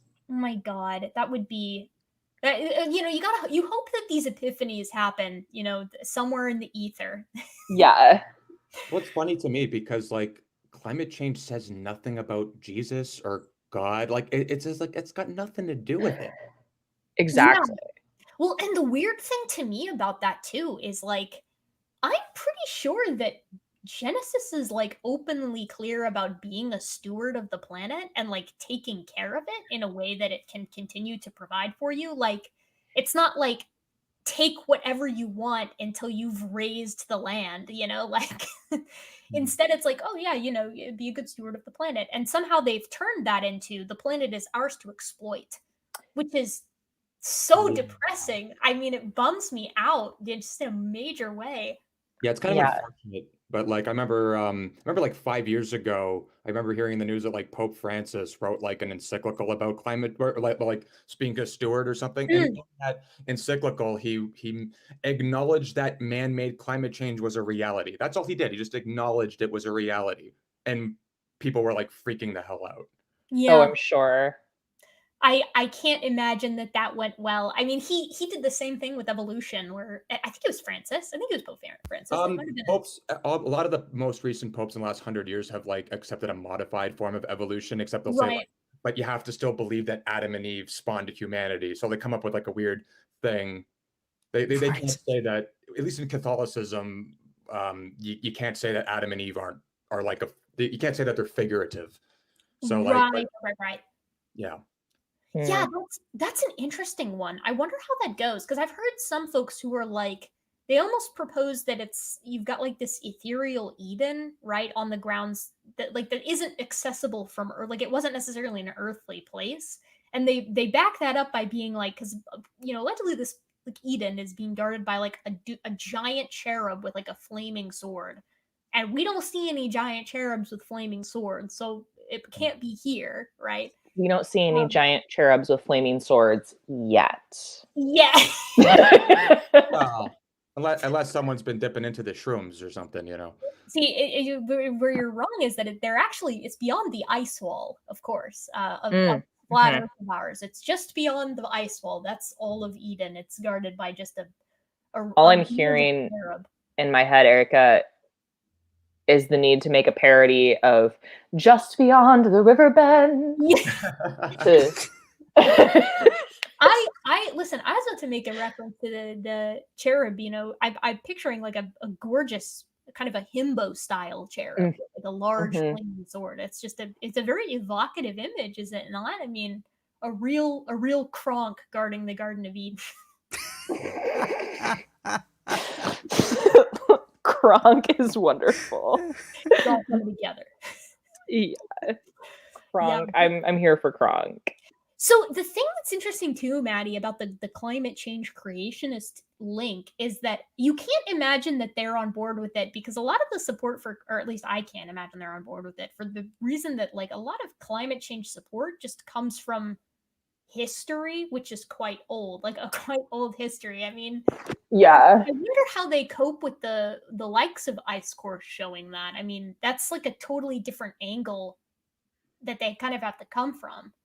Yeah, it was really strange, because there were, because the people on there were a lot of the creation r/creation climate change takes it was about half of like, no, we like theologically here to be good stewards, blah blah blah.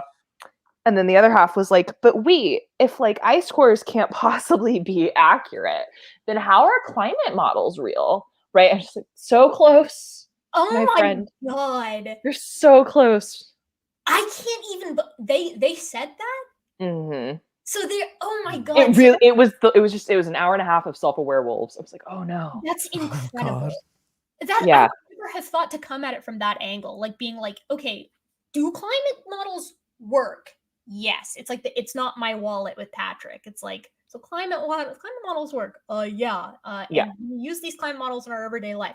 Yeah. Yeah. So climate models support ancient, Earth. It doesn't support ancient Earth. It's not my wallet. It's What an incredible leap. Mm-hmm. It was really quite impressive. Yeah, that's wild. I'm actually surprised that they deigned to discuss it on Our Creationism, but they'll be tickled that you covered them if they find out. They do love being discussed on the internet. I mean, don't we all? Oh yeah, I love it more, especially because everyone only has good things to say. Yeah, only good takes. Only good takes. Definitely. Hold on, I'll turn my camera on so like you're not alone in the ether. There we go. Hi. Beautiful. Hello. Hello. Maddie, I'd show you my dogs, but they're locked out for bad behavior. Oh no! What did they do? When we had that little hiccup in the internet, I asked them to bring the Ethernet cord in, so I plugged it in, and they both just all three of them actually tore through the room, jumped on the bed, almost took out the entire setup here with all the cords, which would have been disastrous. So they're currently banned from the. That is no good. The last time. Sorry, go ahead. I was gonna say, at least I didn't get to the skull collection. You have a very impressive hominid collection behind you, Erica. Yeah, thank you. Someone in the side chat actually just mentioned it. They asked how a saber-toothed cat is going to be feeding with such large teeth. which actually my saber-toothed cat is a little inaccurate. No one notices usually, but it's got very large. Hold on, I'll see if you guys can see it. It's very large on these big blocky molars instead of Right. having like carnassals in the back. And at one point I was like, eventually I'll get in there and I'll like file the teeth into like a nice carnassal shape. And then I was like, I'm not gonna do that. I'm just gonna leave it and hope no one notices. But yeah, Great. we've got there's a rhesus macaque and then a Simang. This is actually a male rhesus macaque. It's got the big old honking canines, and then a female Simang, which also has large canines. A chimp, Australopithecus afarensis, and then a human. And that's just a coyote skull. I've always wanted to get a Mrs. Plez or Mr. Plez, the Africanus one. Yeah, from like bone clones. Did you get them from bone clones or? They're actually from assorted places. These two are bone clones. The chimp is skullduggery.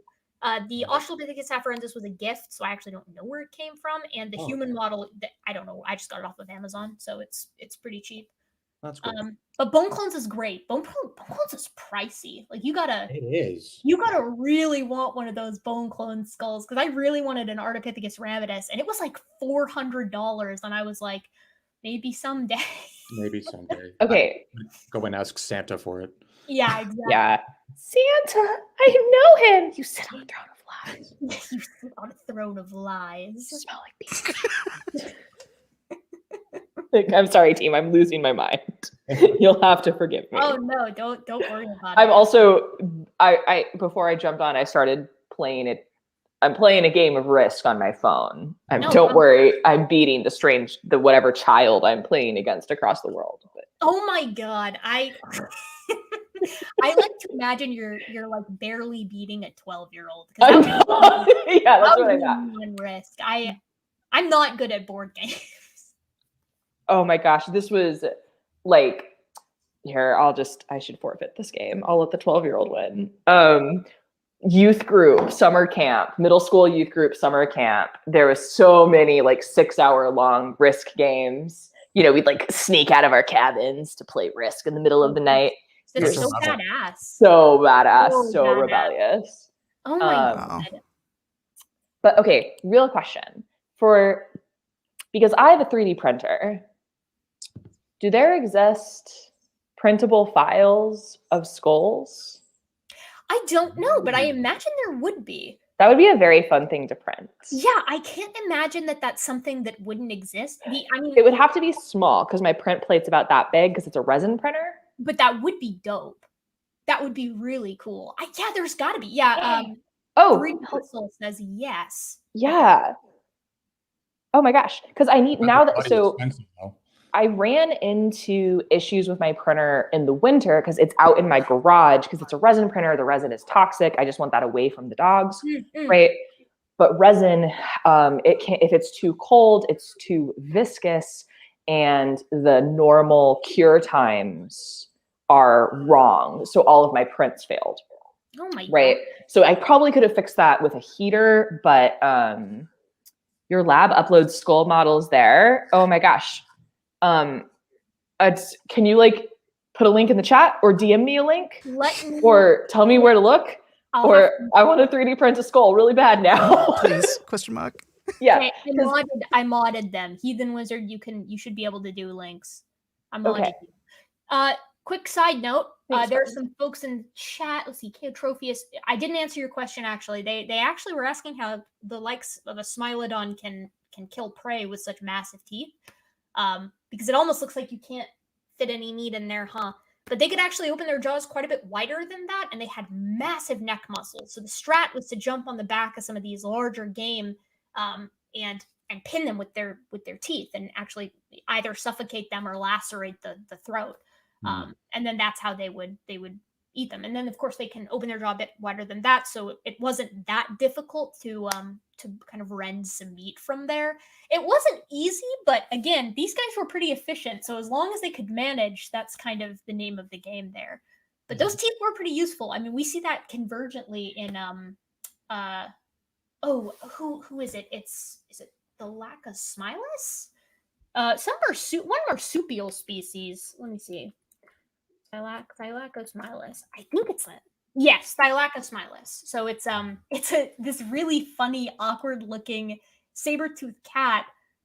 It's not really a cat, it's a marsupial from Australia, and they've got these super awkward, like almost sheaths for the teeth descending off the bottom jaw. It looks really weird. I'll put it in Man, the chat. It's really bonkers. I want a prehistoric Birken cat. Wouldn't that be amazing? Uh, Hold on a minute. I love that sort of like convergent evolution that just shows up, especially for things like that, which just on the face of things just don't seem useful at all. Oh yeah, yeah. That's like it's not just that, like common weapons, common venoms, common strategies, but it's also like common body shape. So like the bio joke that a lot of people know about is that for whatever reason in arthropods, like the crab body shape keeps evolving. Oh, thank you, Carrie Bronson. Donation to the Bone Clone Fund. Enjoy. Ah, there you go. Oh We're shoot! one step Kickstarter. closer. Yeah, we'll do like a game stream, raise the money for the. There you go. There are so many better causes than to give. I will do. That would be fun to do, like a charity stream for real though. And then by the way- Vandalia actually super chatted earlier. Thank you for that, Vandalia. Sorry, go ahead, Darwolf. Yeah, I was gonna say, I never actually got to check out those streams when you were playing that video game with the apes. How did that go? Oh, it's a fun game, but it's really punishing. It's a Oh, really? seriously punishing game. Anytime you try to do anything, like there's always this Machiarodus, which is just a big cat that's like lurking around that just takes you out every time. And if you Okay. try to travel with the troop, like you're trying to move your group of apes from one place to another, inevitably one of them will be dumb enough to wander too close to something that will kill it, and then you have to come save or attack it. You have to come save it. Everyone's getting lacerated. Then you have to get items to heal them or they die. It's actually like more of a dumb monkey management game than anything else. Well, it can't be any more difficult than playing Halo on the hardest difficulty. So Yeah, probably as someone who's horrible at FPSs, it probably is not more difficult than that, I would imagine. right. Oh shoot, I was going to say something else, but I can't remember what it was. We were talking about something. We were talking about bone clones, and then we were talking about climate stuff. Yeah, it was a little after that. Well, anyways, anyway, I'm sure I'll remember it like when I'm in the depths of my slumber tonight. I'll like wake up and I'll be like, oh my god, Oh, I was gonna tell them, XYZ. so I'm enjoying a delicious stout, right? Oh, And our buddy Tangelo, he popped into my comment session, left like, okay, overnight my comments on a video went from like 22 to 33, and they were all him. I was like, oh, what's up? And it's a little weird. That's and one, MO. That yeah. is MO. One of them was because I was enjoying a beverage like an abnormal adult in one of my videos, and because it was a live stream. What else are you gonna do? And was like, Kent Hovind never drinks beer. Do you think that's why he wins debates so easily? Like, Dude, imagine being in that headspace though. Like that seems so strange. What a strange thing to say. like, oh my, first of all, true. Having a drink during a live stream, ain't nothing wrong with that. And I'm surprised I haven't gotten a chat from Otantala about that, because I drink on live streams a lot as well. Yeah. But imagine Aaron Rod does too. I've noticed many debates. He always has like this huge like glass of like beer, and I'm just like, holy shit. I don't if I'm doing a debate, but my live streams are like, let's jump on Reddit and find some bad pseudoscience and have a laugh together, right? Like that's a lark. It's just a little lark. It takes very little brain power, and it's not like I'm doing shots. You know what I mean? Take a break every single time someone says genetic entropy or something. Can you even my liver is not that strong. There you go. Even imagine? Okay, John is here. He's showing. John. Hi. Hello. Sorry, I'm cooking right now. Don't worry about it. Thank you Yeah. for showing your face, because Will you be sharing? I'm glad sharing that what you're we're cooking? on, porn bomb alert around these days. Got to make sure that we don't get bombed by anyone. Yeah. I popped a link in the chat for all you guys, just so you can find it. My lab has a Sketchfab account, but I don't believe that it's open to the public as of yet. Okay. So the research that I work on are theropod mandibles, so hopefully once all my CT data is in and I fill out the requisite forms, I'll upload those. So hopefully in the future, you guys can spread the word and get those disseminated. So That pretty was cool. Sweet. And I could print them. It would be so much fun. I'm gonna print like every single one. Yeah. like they're all gonna end up on the shelf. I'm super excited. You reach a point where, because there's so many cool critters that you could 3D print. So it's like you reach a level where you have like the designated 3D printed skeleton room, and it's like Yeah, it's just for that. we have that Look. in our lab now, and it's been really great for outreach. Like I was able to just 3D print a little Alioramus tooth. It's like a small tyrannosaur. Oh, okay. So we have like, all these things up there that we can just 3D print whenever we want. And what we're trying to do is get all the CT data that is sitting out there and just sort of languishing in lab servers, and actually like get them uploaded so people can see those 3D models that they're working on. That's really cool. Well, and like I have a resin printer, right? So if I'm going to print a skull I have to scale it down so it would fit on my print plate. But like that big, that high, whatever, that's no more than $5 worth of resin, right? Like, Yeah. Well, and the cool thing about it is that I think one of the biggest bummers about paleontology is that there's so many awesome finds out there, and no one gets to get their hands on them unless you're like, and you want to touch it. You really want to touch it. you just Yeah. want to get your hands on and look at it, because I think that's so. For me, I'm a huge visual learner, so like it really helps me to like solidify parts of the skull, what they are, what they look like, what they do. If I can kind of have my hands on it, and unfortunately, unless you're like a specialized student or professor or researcher in that particular area, you're probably not going to get to see and touch the real thing. So it's Right. awesome that Yeah. you're getting that out there, so folks who maybe don't have those opportunities and do this as like hobbies and stuff like that can see these things, hold them in their hands, and see how they are. Yeah, I'm super jazzed that this will actually make science more accessible Yes. to researchers who are in institutions that can't afford museum visits, or they're in developing nations. Yeah. Well, and I mean, this is also think about anybody who's visually impaired, right? The value of being able to have something that you can touch, right? Yes. Like that's such a big thing for accessibility in science. Yeah, on this channel we stand open source science of all Yeah. kinds. We that's a huge deal.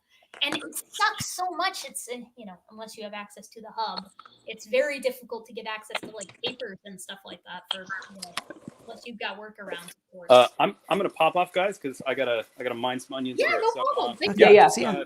I'll be in chat. I'll be listening to what you guys while I'm working out here. So, all right. Thank Nice. you. See you guys. Thanks for the link. Yeah, no problem. Adios. I'm actually floored by this idea that, because so Otangelo is not a dumb guy, I don't think, but the No. fact that any of them, and I think it's a common sentiment, can walk away and have the idea that like Kent is a good debater, kind of blows my mind. Mm-hmm. Or Yeah. like that he wins all the debates. Like I don't know how you could walk away from that. Like any of us Right. think that, or at least most of them. It seems like a kind of a thing where it's like you're convinced by the gusto and the charisma rather than the substance. And if I have a friend who has a master's in history, and he studied a lot of stuff, and he'll say like, yeah, the success of a lot of like dictators and people is just how they say it. And That is Hovind is he's very like if he was a sale, he could probably sell ice to an Eskimo, as they say. Yeah. Yeah. Well, and one of the things that's challenging when you're like a scientist in a debate with a non-scientist is that there are things I won't say with the confidence Mhm. of a non-scientist because that would be inappropriate, right? I'm not going to misrepresent my point, right? And like that puts you at a disadvantage in a debate if the other party is willing to do that. You know what I mean? Oh yeah. Well, Oh, and absolutely. that's the whole what's the it's like imposter syndrome. The more you know, the less you claim to kind of have mastery of the subject, because the more you realize you don't know. Yeah. And it's the complete opposite with Kent. Is it that the opposite of the Dunning-Kruger effect? Yeah, Yeah. exactly. Yeah. Kent is powerfully confident. He will with like with no assertion that I've no kind of arrogance, I suppose, that I've ever seen on anyone, just assert things. And you're kind of like, right. Mhm. Okay. And you know, as folks, as to your point, Direwolf, like, and I know Maddie's seen this too. I mean, you'll be debating with the guy, and you know, you'll kind of corner him, for lack of a better term, on a question. You'll be like saying, hey, you know, in my debate with him, it was, where's the line? Why does paternity test determine ancestry, but genetics, comparative genomics, which works the same way between humans and chimps, isn't applicable? Why doesn't that work? I asked him a question like 3 times, and on the 4th time, he starts talking about the Green Mile, like the movie, the Green Mile. Good movie, but yeah. Yeah, I was like, okay. And that's when he pivots. You know, he brings up something that's so completely out of left field, and or as you, to your point, Direwolf, he'll be like, wait, you really believe that you're related to a mosquito? You really believe this? And you're like, okay, Ken, this is a debate about evolution. Yes, you you knew that coming in, you know, my dude. I mean, yeah, it's like that's so ridiculous. How could you? Yep. You know, easily. But it works. It works because people who are already convinced of his paradigm or his worldview are gonna be like, of course, see, he got him. Ain't that stupid? It hits the reset button. Yeah. Yep. But I'll tell you what, if I could share an experience that I've had. So when I started in university a couple of years ago, pre-pandemic, I was in an astronomy class, and our professor had informed us that there was like a presentation from the ALMA array in from South America about like radio astronomy and stuff, right? And then so I went, me and my buddies. Usually we go for beers after class, but we went to this. And so I go to the presentation, and then at the end they were like, oh, well, you know, the presenters were all going to be at like the local pub at the university. You can all hang out there. Well, I was the only one who showed up. And so here I am sitting down having beers with a bunch of PhD astronomers, some of them who are from the faculty of the university I attend, and then the one who was from there. And I'll tell you what, I never had a more productive conversation, but I'll tell you another thing. You know, there was no like, everybody, like when they were talking about because I was asking people what they were studying, none of them were like they were very like a lot of caveats. So when they talked about something that was outside they were studying, they were like, I may not be sure, I will defer to that guy who studies star formation. No, this guy who does galaxy. You know, he's like they're trying to make sure they don't get like that slap on the wrist of saying something wrong and stupid or that they're just not an expert in. But when it comes to creationist apologists, it's like they have to be an expert on everything. Oh, you're that's dead on. I mean, and I know Maddie's had this experience as well. But there's this whole idea where you're like, yeah, you know, this is not my field, and obviously I'm going to be, you know, pushing that to the folks who know this. And they're all astronomers too. Yeah, right? Like different branches. It's like they're within the same umbrella, you know. Right. Even within the microcosm of your field, you still aren't the expert in everything. But I mean, AIG will toad out. They'll get like Georgia. But PhD girls.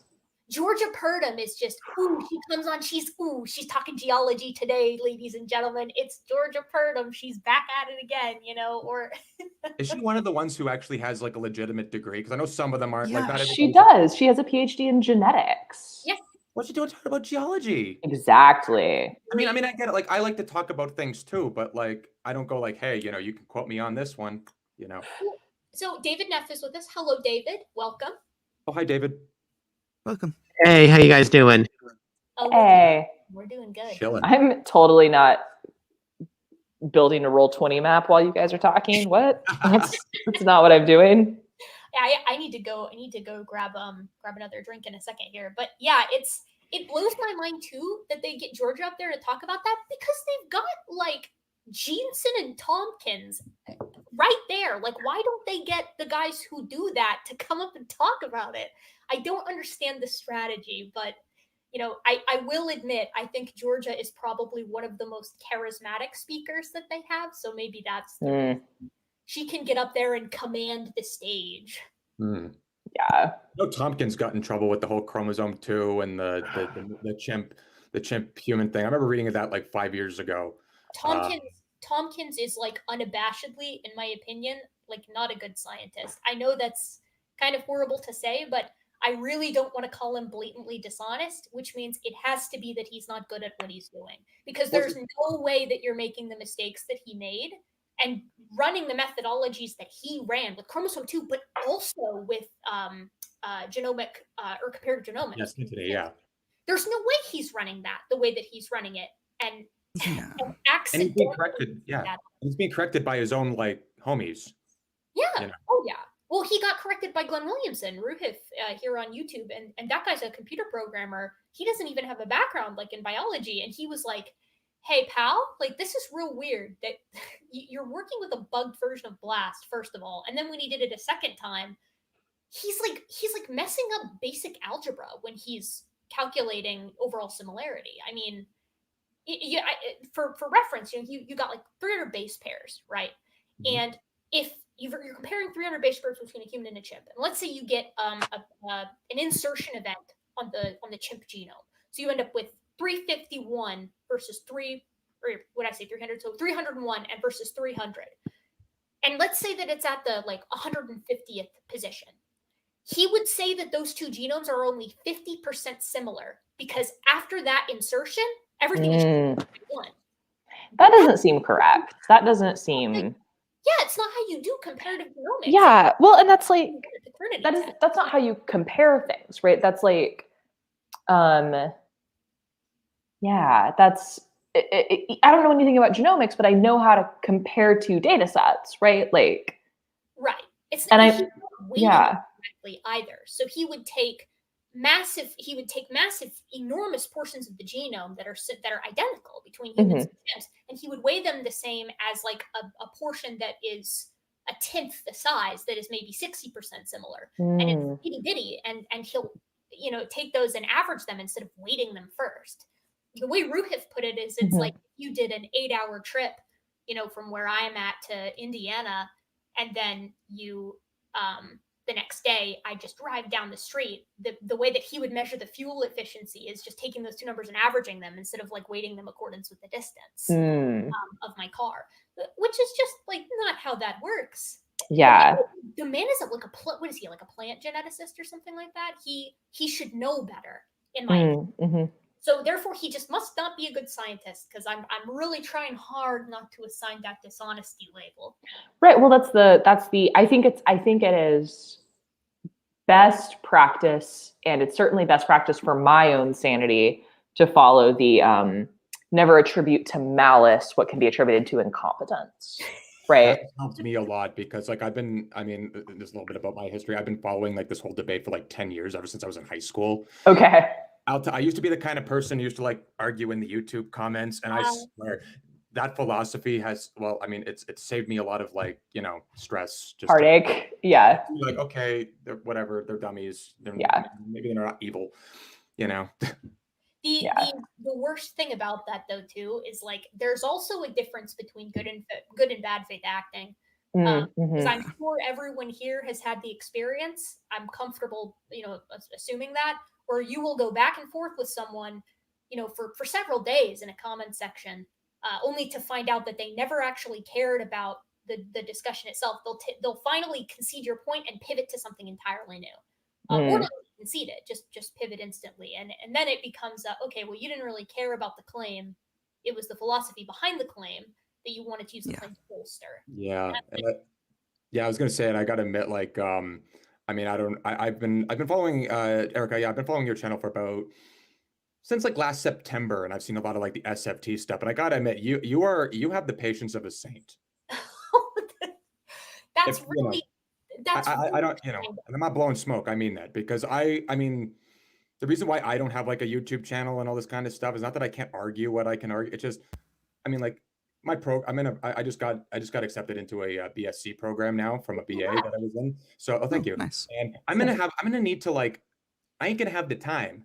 Like I'm trying to I got to do like this calculus course in September, and I've already bought the textbook for the course so I can practice my calculus. You're going to be calculus. It's not so bad. Yeah, algebra. I took it in like day school because my marks weren't so good in grade 12. Okay. Then like a few years later, I upped my marks, so I had to take it again in like Okay. a day school. I did fairly well. I think the teacher was a little bit generous, but yeah, I enjoyed it. This is what I say to anybody who's about to start taking calculus. Calculus is not hard. Algebra is hard. I 100%. Right. I agree. So there are exactly two concepts in calculus, right? A derivative and an integral, right? And everything else is algebra, and that's what people struggle with. They struggle with the algebra aspect. Yeah, there it is. And it's like one of these like loose leaf ones, so I have to like throw it in a binder. And nice. Yeah. I bet it's loose leaf, and it still costs like $200 or something like that. It cost me like 120, but I'm like, I mean, I guess that was good. I don't know. I haven't bought textbooks in a while because like, I've been in university for about a year now, and like I've been taking some like courses to up my GPA. Yeah. So like, it's not a lot of like I'm in a philosophy course right now, which I'm really enjoying, by the way. But I really need to buy the textbook. Although I did buy a textbook for an anthropology course I took about a year ago. Cool. I'm still reading it just as like leisure because it's that good. Which text is it, if I may ask? I think it's called The Human Voyage. Okay. All right. It's got like I was gonna say it's got skulls on it, but yeah. I mean, it's like being around a bunch of school buses, being like, it's the yellow one, right? Yeah, exactly. Yeah. Yeah. Gosh, I miss calculus. I want to be in calculus. That sounds like fun. Maddie, that is like the most math thing I've ever heard in my life. Yeah. But anyways, but like, I couldn't have the patience to even deal with like the SFT types. Yeah, so that's an interesting thing because. By the way, congratulations to you. I heard you just wrote your thesis and. Yeah. Well, that's amazing. Let's hope we get accepted. Yeah, it's less of a patience thing, and it's well, I kind of take Maddie's perspective, and I go for like assume good faith until proven otherwise, and it's just taken a really long time and for me to kind of be proven otherwise on that. So more, I almost feel like a total sucker because I was patient for because I think that's the way to be, I guess. Only to find out that like it was never really an honest act, like the honest acting was never really present in the first place, which sucks. And I feel bad because it wasn't just my time that was wasted; it was everyone else who watches the channel's time too, unless they just enjoyed the banter. Well, I think that says more about the quality of your character and the lack of quality of their character. That's very kind of you. Thank you. That does make me feel better about it. But like for instance, like I don't know, like I was like, well, when I saw the comment yesterday where it was like, well, we got more views on our videos and you do, and I'm like, is this really the victory chant of someone who's actually truthful? The thing, like when Einstein was proven right. I mean, I don't know. I mean, I know Isaac Newton was a bit of an asshole, but when people are usually proven right, it's usually like not like haha sucker, This is so mean to say too, and I'm not. I'm not trying to like dunk too hard because I don't think the analytics matters. But you're right. He's the one that brought the analytics up, and like his channel's 5 years old, mine's 2 years old. He doesn't have double the subs. It's just why does that matter in the first place? Like, but also he's just wrong. Like he's also like they have a viral video, of course. But I mean, you go to the page and they're getting like 200 views per video, which I wouldn't call that reach. But like, arguing about analytics is pointless. I mean, you're completely right. What are the arguments? What are you actually trying to say? But he doesn't care about that. I mean, that individual who you were talking with, which by the way, he deleted those comments because I think he got embarrassed by them. I don't know if you saw they disappeared, and I didn't. Yeah, I know, because I made a couple of comments on there. I will admit I was actually going to be like, oh, I'm sorry, like. I thought you deleted the comment because I was kind of getting a little crude, but because I was no, it wasn't me. Like I feel, I mean, it's like I thought that I felt bad. It was just kind of like I know you don't deal in that way, and I was just kind of like, oh, here we go. Actually, that was like me breaking my YouTube silence because I haven't really commented in arguments before. But I'm like, it's been 9 years since I've done this. Why not? Let's stir the pot a little. Well, and there's some interesting stuff there that I think maybe it's speculation, so I'll maybe save it for off air. But there's some interesting stuff about the other individual X-Man or whatever who you were also arguing with. Yeah. But yeah, that whole deal, the level of vitriol, it's just unnecessary aggression, unnecessary adjective use and hyperbole, and it's just like, okay. I was gonna, I mean, I wanted to be a little more like, well, funny. Well, I don't think I'm that funny, but like, my first comment was gonna be like, that's exactly how Jesus would have said it. That's what I wanted to say to Otangelo. I've been trying to think of the right joke about turning water to wine miracle. Oh God. But I don't know. It's not there. I can't and now it's been like 2 days, so it would be weird.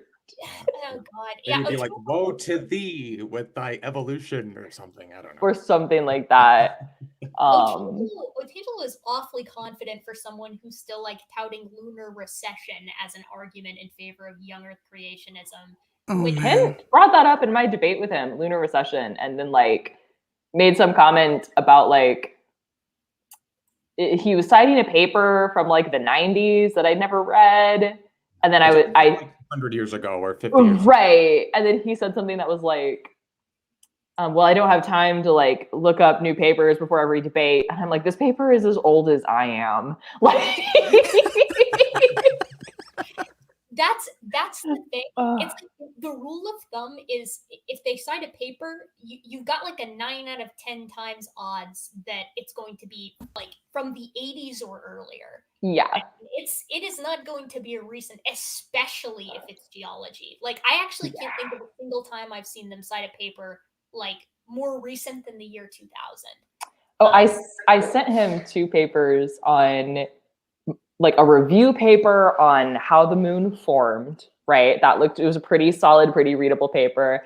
And I forget what I read on the other one, but they were both about the moon. I sent them. I told him on the debate that I would send them to him. No, radio silence, not even a like, thanks for sending, right? So, yeah. Oh well. I mean, Kent is also the master of being like, oh, I'll look into it, but of course he never does. I mean, he's been told about the multicellularity experiment that happened a couple of years ago, where a bunch of algae being exposed to predation evolved multicellularity in a couple of their strains. It's not like clonal behavior. Like it's true multicellularity in essence because that's interesting. Yeah, continuing down the lineages, the behavior continues even if the pressure is reduced. So if I'm not a big biology guy, but so is it like instead of having a bunch of cells working together, they were all working as like one organism kind of thing? Like as a single unit, and then they continue to divide after they reproduce, rather than remaining singular. So they actually have evolved a true multicellular, which is really, really cool. But Kent's had this brought up to him. In my debate, he had it brought up in like 2 other debates, and then he also had it brought up to him in his most recent debate with, I think, Atheist Junior AJ. And every single time, he's like, "Well, I must say I haven't heard of that. I guess I'll have to look into it because that doesn't exactly sound to me like evolution. It's still an algae. It's still a bacteria, yeah. You're like, I mean, like this has been my thing for like, because I would watch a lot of these debates for years, right? And I mean, and maybe you can answer this question because sometimes I'm sitting there and I'm going, why are we even debating this? Like, how many times we got to realize, okay, yeah, Kent Hovind's wrong, you know? Because it's just like, to me, it's like feeding the trolls at this point. Because the guy, you know. So Maddie, do you feel this one? I'm gonna grab a drink, and you I think we have a similar opinion on it. But I'll be right back. So for me, I don't think I'm ever going to change like Kent's mind, right? But I do have hope that there's potentially someone in the audience that like maybe wouldn't be allowed, you know, like in my mind, it's like the high school kid, you know, that's like whose internet time is heavily censored, right? And would be allowed to watch a debate with Kent Hovind in it. Right. Oh, I see what you mean. All right. So for me, like I'm talking to that person. And then my other point, and one of the reasons I have my channel is I want to make good information as accessible as bad. Okay. Right. because bad information is incredibly easy to find and good information less so.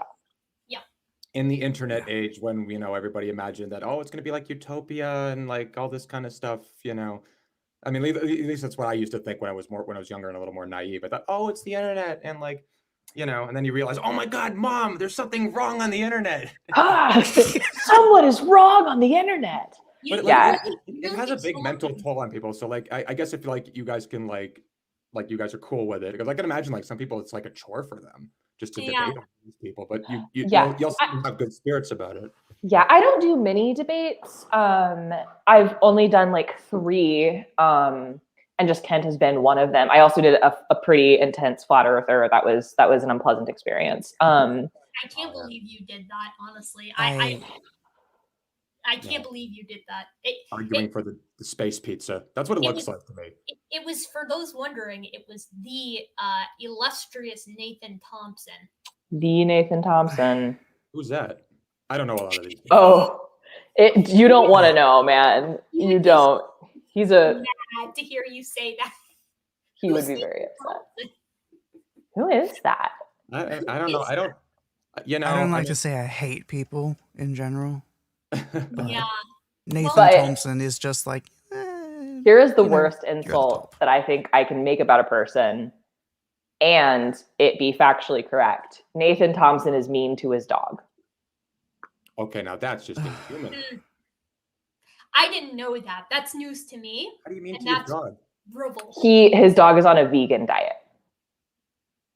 Nathan Thompson is a vegan? Wait, yeah. What? Wait, like I'm just curious because in my experience, at least when I'm watching these videos, I have not found a non-Christian flat earther. He is Christian, yeah. Oh yeah. I thought Christians were like pro eating meat and stuff because of like the way the theology works. Yeah, but he's I'm not knocking that. I mean, I eat meat too. I didn't say it made sense. I said he was mean to his dog. Okay, I'm sorry. Nathan, I said I wouldn't do.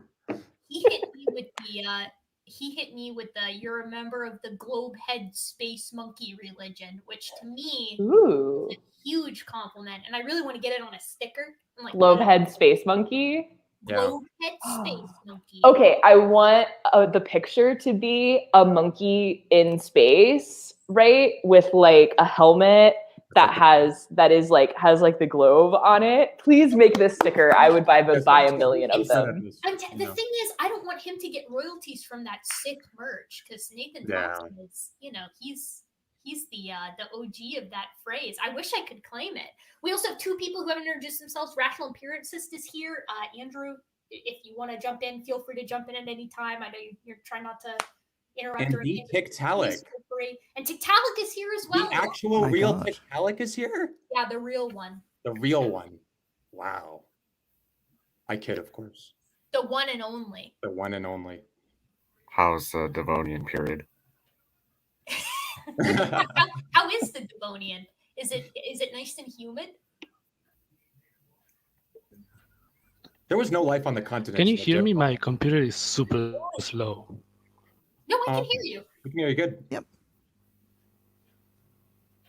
Oh, there might be a delay. I had to step in. There might be a bit of a delay there, Tiktaalik. No, you guys probably 300 million years of time to get to us. He's come from a long way. I'll go and come back in a minute. Okay, yeah, that might work. Okay. Mm-hmm. But what was I saying? Or what was somebody saying?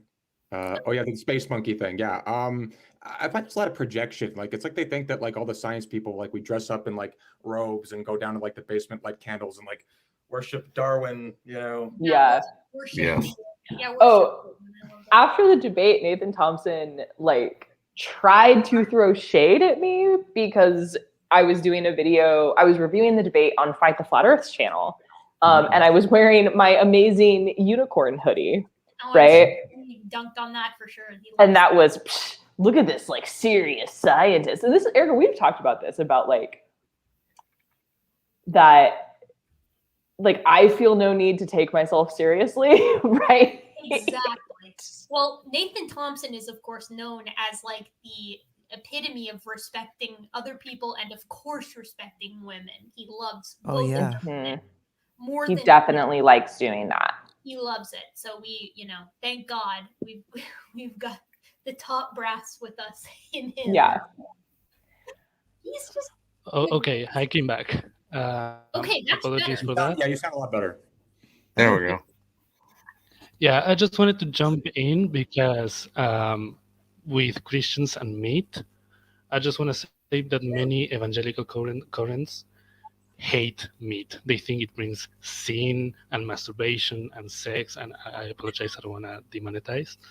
And Kellogg, like oatmeal, was made by like a Seventh-day Adventist who thought sugar brought masturbation, thus sin. Yeah. I I was this close to doing a spit take. You can't say things like that right after I take a drink. I did my not tea, so know I'm that they good. made that connection. But I mean, I guess they're concerned that someone, they get a nice steak, they get a good rack of ribs, and then they gotta, go get busy. That is the last thing you want to do after a solid rack of ribs. You eat your rack of ribs and you take a nap. So do bonobos eat oatmeal? Is that what is that the theory? Oh yeah, the bonobos. They're hardy buggers. Notorious vegans, of course. It comes.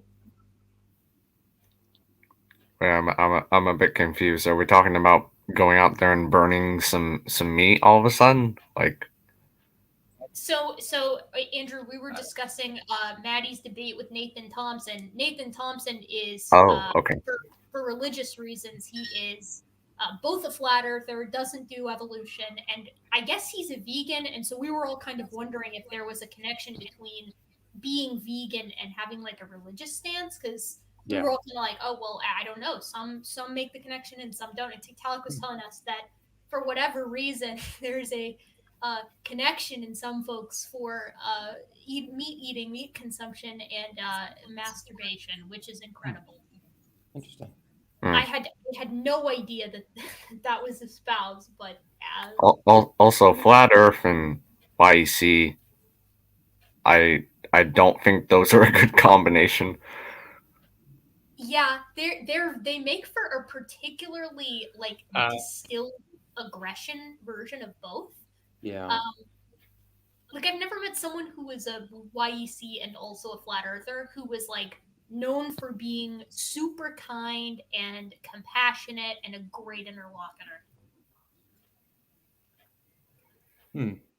Also, the reason I wasn't chiming in before is because I kind of made it like a rule of thumb, or basically to not address other people until myself am addressed in the room.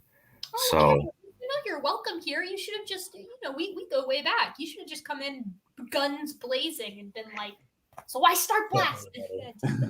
tell us what's going on. I mean, thanks for letting me come in anyway. No, of course not. Of course, you're welcome here. I mean, we've honestly spent a lot. We talked a little theology. We've been dunking on Canton, some of the other usual suspects, and we're just kind of hanging out, just a chill hangout stream, no stress. Yeah. Mm-hmm. Do you mind if I? Oh, sorry. No, I think I'm gonna go ahead and go. I actually, Eric, I'm gonna go work on designing that no problem, Roll20 map. So thank you for hanging Nice out meeting with you. us. yeah, nice to meet you all. It was good meeting Nice meeting you. you, Maddie. Have a good night. Team. Have a good night. Yeah, Andrew, you got a quick question? Yeah. So basically, I wanted to kind of, I guess, switch the topic or not.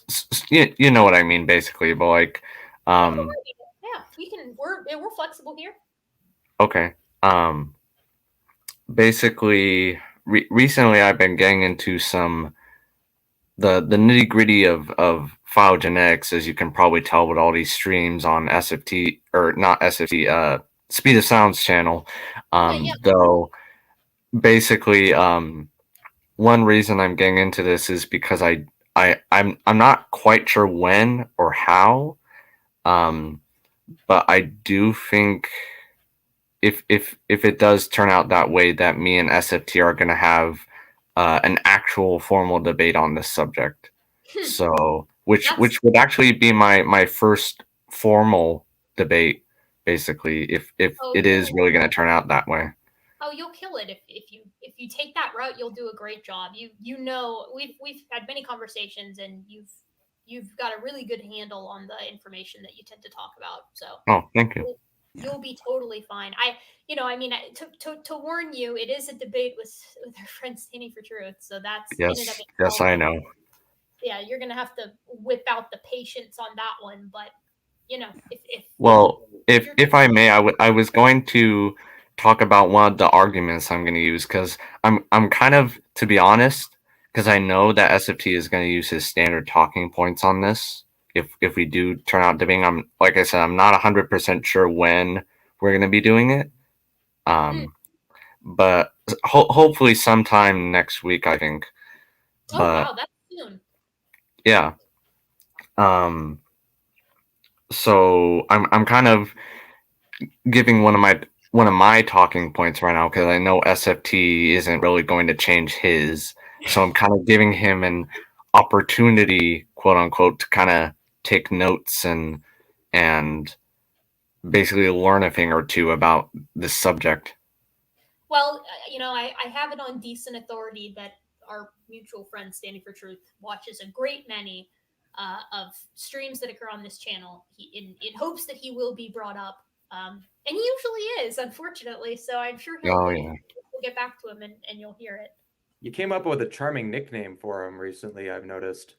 Oh yeah, Monkey for Banana. Yeah. Well, the reason is because, and very quick sidebar, he is not good at insults. I have bantered with our mutual friend Monkey for Banana several times in several live streams, and he's not good at insults at all. One of the nicknames for Gutsick Gibbon, which of course lends itself to so many different funny iterations: Buttsick Gibbon, Gut Shit Gibbon, Gutsip Goofy. Like there are so many different ways that you could go. But he called me Gutsick, in quotations, worthless Gibbon. And I was like, it's just not funny. It's not flashy. It didn't make me laugh. I was just like, this is a bad nickname. Gut sick what, Gibbon? Worthless. Worthless. Ah, just how Jesus would have put it. Well, I guess. I mean, we could certainly talk about how Christ-like the behavior is, but more importantly to me is that it's not funny. Like if you're gonna dunk on me, then there's so many low-hanging fruits that you could make fun of me for, and like it really speaks to someone's wit, in my opinion, on how good they can kind of go back and forth with that. Right. Yeah. He's not good at it, so whatever. Like, sorry, this might be a bad joke, but like, I would think, for instance, like the lowest fruit he could point or shoot a bullet at basically would be, are there any this is a genuine question, are there any real blue gibbons out there? No, that's a good point. You got me there. You got me on that one, Andrew. Yeah, I'm sad he couldn't have used that at least. And what was the nickname you came up for? For him? I just called him Monkey for Banana because I didn't want the okay. I didn't want the algorithm to, because some there are cues that the algorithm kind of looks for with word usage. So I wasn't trying to give unnecessary attention, I suppose, to Monkey for Banana, which is why it was cool showing it on the screen but not actually saying it out loud. I'm not trying to give the guy any unnecessary attention, which is very ironic considering this. I've talked about him so much on this channel, although not as much as he has talked about me, because as my fiance put it, there is evidently not a group of people more dedicated to discussing me as a person, which is just really great. I'll never find someone to give me that much attention again. Right. I wonder, could you also come up with, like, I was just thinking about this. Can you also come up with a derisive nickname for SFT that's based on his superhero origins? Yeah, I had this really funny mock-up that I was planning on using for that video, actually, that was like a screen grab of his conversation with Hubbard, but I like cartooned over it, so they were all primates, like they're all non-human primates. And it was like a super chimp, it was funny to me, but then I was kind of like, oh god, I don't want to impose this on everything. That's a hell of an edit job. But you're okay. Phylogenetics, yes, because we've been here for almost 3 hours, so we'll probably end at the 3 hour mark in about 20 minutes. Okay. So if you want to go ahead and go, and we'll hit that and kind of wrap up. All right, sure. Yeah, I can't stay for too long anyway. Okay. But basically, one of these points I'm going to try and harper on, if we do end up having a debate, is basically this idea. I don't know if you've heard the term phylogenetic signal. Like, basically, it's formally it's a measure of the statistical dependence of trait values among different species, such that, based on their phylogenetic relationships.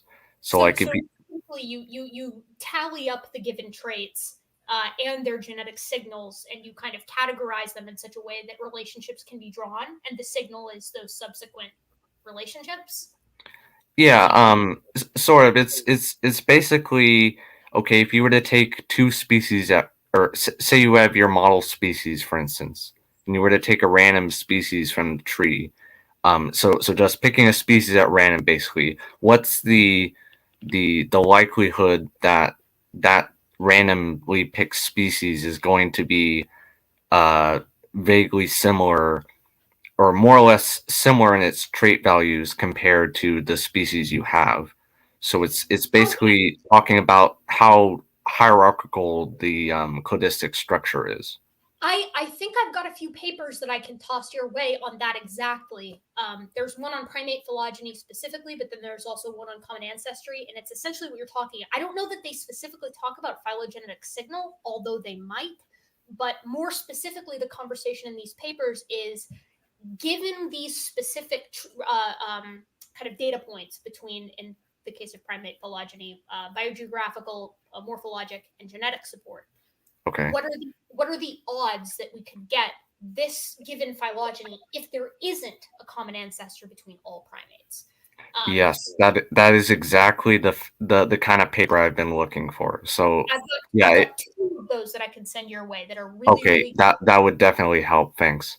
The one for the LCA, actually, or actually, I think this is the primate phylogeny one. The odds that and I covered this in my statistics supports evolutionary theory video, which you can find on this channel. But the odds of getting that relationship between, specifically within the primates, and not having a common ancestor within the order is equivalent to the odds of picking, with replacement, the same atom in consideration of the observable universe 3 times over. And is that in reference? Oh, sorry.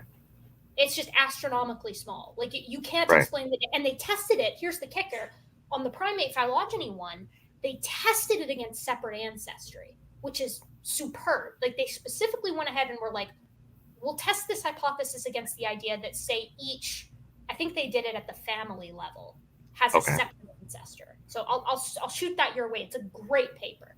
Okay.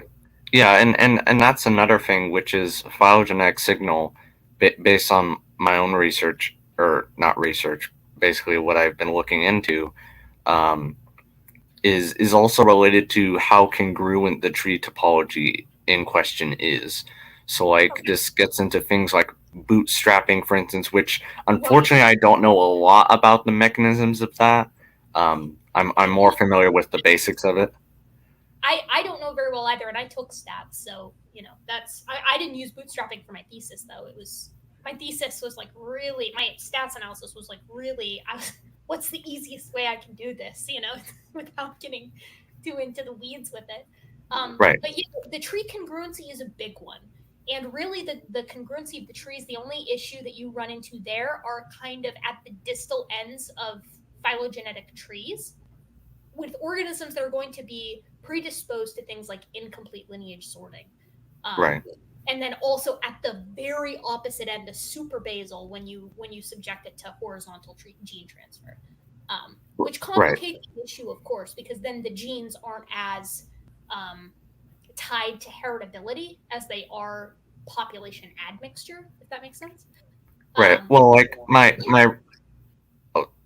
reasoning along these lines was basically, okay, if even the phylogenetic relationships or these analyses support even a little bit of congruence among, well, it is strong congruence, but like if it is congruent between these major groups, and of course we don't have all the details worked out, but the fact that we can find these congruent tree topologies is, it seems to me at least, shouldn't that be impossible if separate ancestry were true? It would have to be chalked up almost entirely to convenience if you've got separate Right. ancestry. So, like a really great example that I bring up for this particular issue is the Gulo break. So, for those of you who may not know, not all primates, all haplorines onwards, so tarsiers and other primates, all primates excluding lemurs and lorises, we all have a broken gene for synthesizing vitamin C. It's an issue with the ascorbic acid, with the synthesis of actually ascorbic acid. So we have to get it from our diet. We have to eat fruit and citrus and all that kind of stuff in order to actually eat citrus and fruit, but in order to actually incorporate it into our system. It's a vitamin that we require, but it's in what we naturally eat, so we don't need it.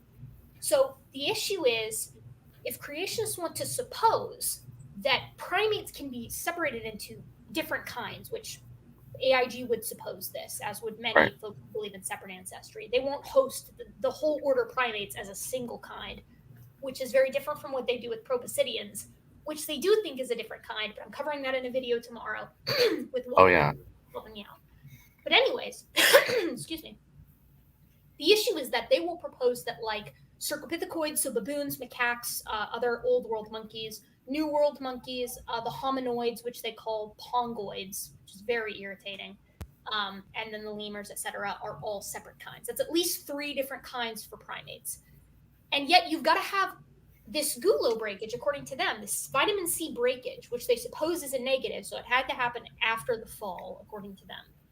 It's got to be in the same exact spot in all of these lineages, despite the fact that they have no relation to each other genetically or heritability-wise, common ancestry-wise, if you're proposing separate ancestry, because it's in the same spot and it's broken in the exact same way. Conversely, there are other organisms, groups of organisms that also have a broken Gulo gene, including some chiropterans, so like bats and stuff like that, some passerine birds, and guinea pigs.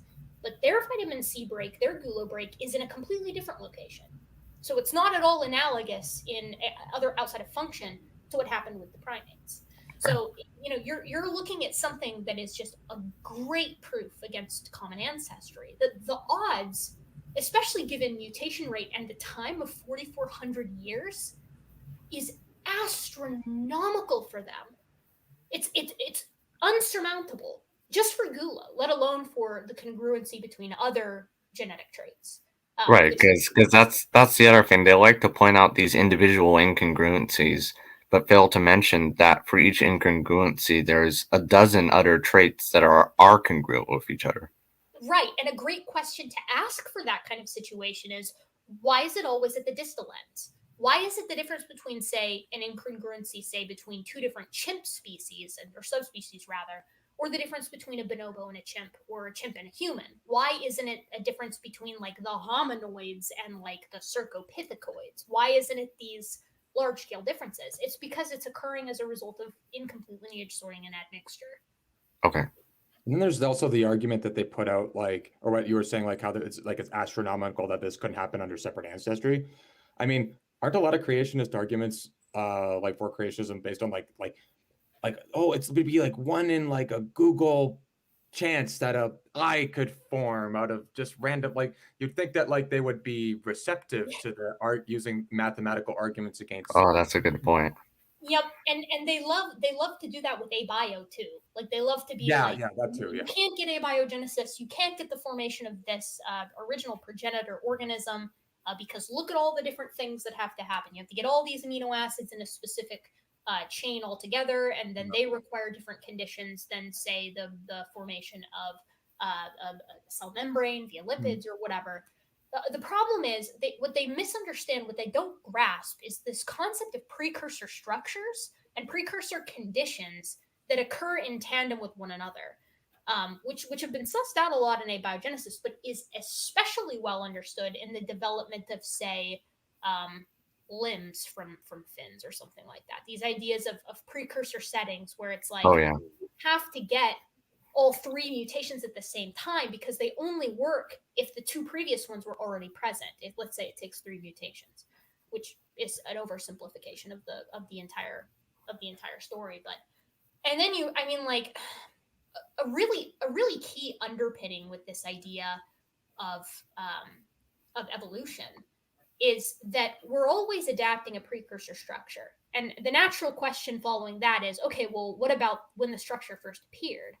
Well, the only time that evolution's really done anything novel is like modifying your kind of protocell into a real true prokaryotic cell, modifying a prokaryotic cell into a eukaryotic cell, and that's pretty much it. Yep. Like, after you get into eukaryotic cells, as we've shown from recent papers, reaching multicellularity is relatively simple, and actually forming basal systems that can then be subject to selection for complexity, for greater levels of complexity, is also very simple because they all rely on precursor structures. A fin is an unmodified arm with digits if you modify the Hox genes, right? The same situation goes for pretty much every organ system. And it's really funny because they'll be like, oh, you can't explain like the blood clotting cascade or something like that. Michael Behe loved this one back in 2005. Lo and behold, hop on Google Scholar now and you can find dozens upon dozens upon dozens of papers talking about the blood clotting cascade. How would you found it at the time too? Pardon me? I'm sorry to interrupt, but I was going to say, like, you probably could have found those papers at the time of when. Not only could you, that was a key part of the Kitzmiller versus Dover case. Yes, it was. Yes, it was. Where they the prosecutor walks up to Behe after Behe has been like, with all the books. Yeah, no work's been done on the blood clotting cascade. No work's been done. He comes up and he stacks down a giant pack. You can't see Behe from the stacks of books and journals that are around him. And he's like, is this enough? And he says no. And so it's like, okay, well, what would be? You know, the whole point is to make this idea unfalsifiable and untestable and model-less and mechanism-less. And that effectively makes it untouchable, which is why it relies on poking holes in evolution and nothing more.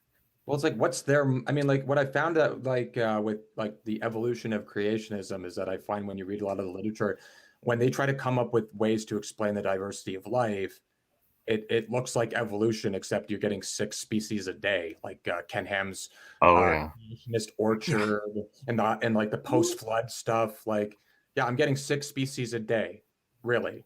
You do not even want to know how bad that situation is for organisms like proboscideans or even the hominoids with long gestation periods and long generation times. It's undoable. And Walker and I covered this in the video that's coming out tomorrow, but you can't do it. Like, it's a physical impossibility. You're having to invoke mutation rates faster than viruses to get this level of speciation. And yet here we are. Like, there's a giant ass arc in Kentucky that's espousing this. It's untenable, you know. I mean, and that's why no one pays attention to the creationists really outside of YouTube and, like, as House of Reason says in the side, Quora debates. You know, we like to have these conversations because it's fun, and I know Canton feels the same way. It's interesting to kind of suss out, okay, well, like, what's the logic behind this? Why do you believe the way that you believe? And that's enjoyable for everyone involved. I think the creationists, for the most part, have fun with it too. But when you get right down to the brass tacks, no one in academia is talking young Earth creationism, and no one's really talking about ID either. But Erica, don't you know it's because it's a conspiracy? They're gonna take away the billions of dollars of funding that I'm getting, or that we're not me. I don't. Yeah, they you know, my George Soros check is in jeopardy from all my evolution talk. On that note, biology. Oh my god. So we all know Please say. Oh, go ahead, Tiktaalik. Go ahead. Yeah, go ahead. Kent Hovind always says like evolution teaches animals could do something before that they can do now, referring to speciation. But if you have like a basic felid coming out of the ark, because you can hybridize pantherines and felines, if you have a basic felid in 300 years, you need domestic cats, because in 300 years Abraham goes to Egypt. Yep. And then from ancient Egypt to today, they don't speciate, they just stay the same. Yep. And the same like with dogs and all of them.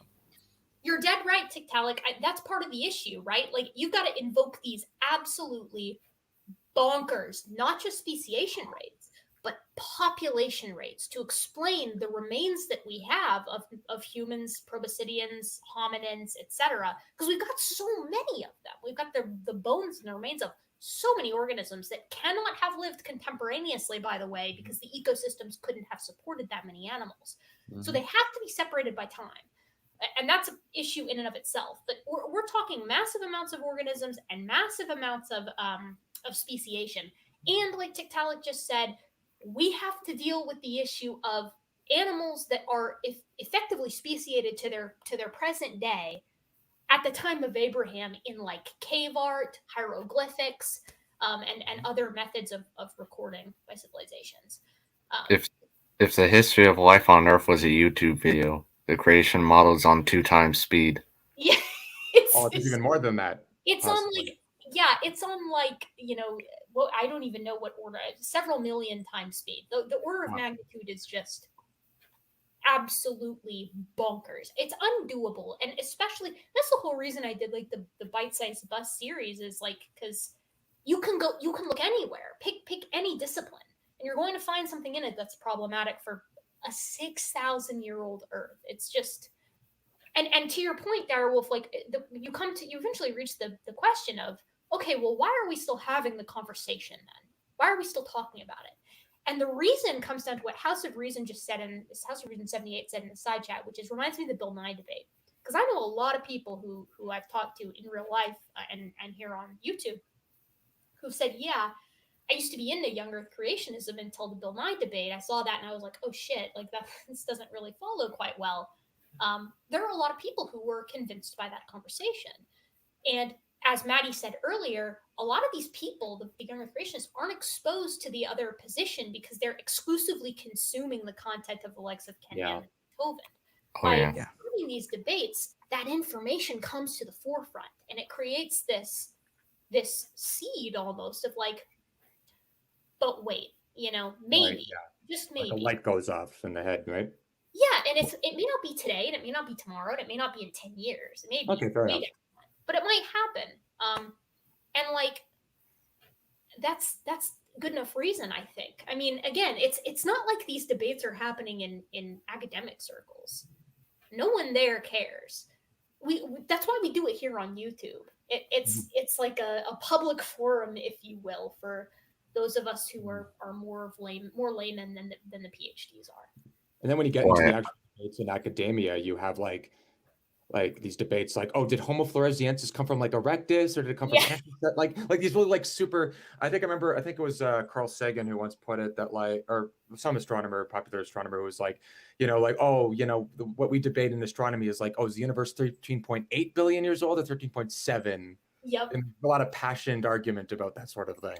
Oh, well, this kind of gets into the thing, and I've heard like Nephilim claiming this, for instance, but like if you have this theory and apparently you show a contradictory observation, and to him it contradicts the assumptions, quote unquote, of the theory, and therefore the whole theory is bunk. Like, does that even follow? But he says Australopithecus. Yeah, Australopithecus. and its telltale characteristic trait. And a tibula. Impeccable, absolutely incredible. And no correction either. Like you think you'd be like, oh, by the way, Nephi, it's fibula. Why didn't no one say anything? I still don't. I said that in the video, and I maintain that now. Why wasn't anyone correct? He said it It like irked 6 me. times. I'm a stickler for details. I'm that asshole who's like, nah, it's actually, I But couldn't I'm believe sitting there going, because I know Standing knew the difference. Like I don't know about Raw Matt. I know Standing knew. So why didn't he say? But I digress. To your point, Andrew, with what Neffy saying, like what Neffy is saying there. Like, does Neffy take medicine? Like, does he see a doctor ever? Because a lot of medicine is rooted in statistics. Your statistical likelihood of a given treatment or therapy working. If there's if like a question mark, an open question, leads Neffy to doubt the entire field, then there isn't a field of science that he can engage with. There's not any of them because there's That's a open good point. questions for all of them. That's what, again, and we were talking about this earlier. That's what makes science so great, is that we all get these open questions to tinker with and try to sort out. But the Well, like creation this, like that.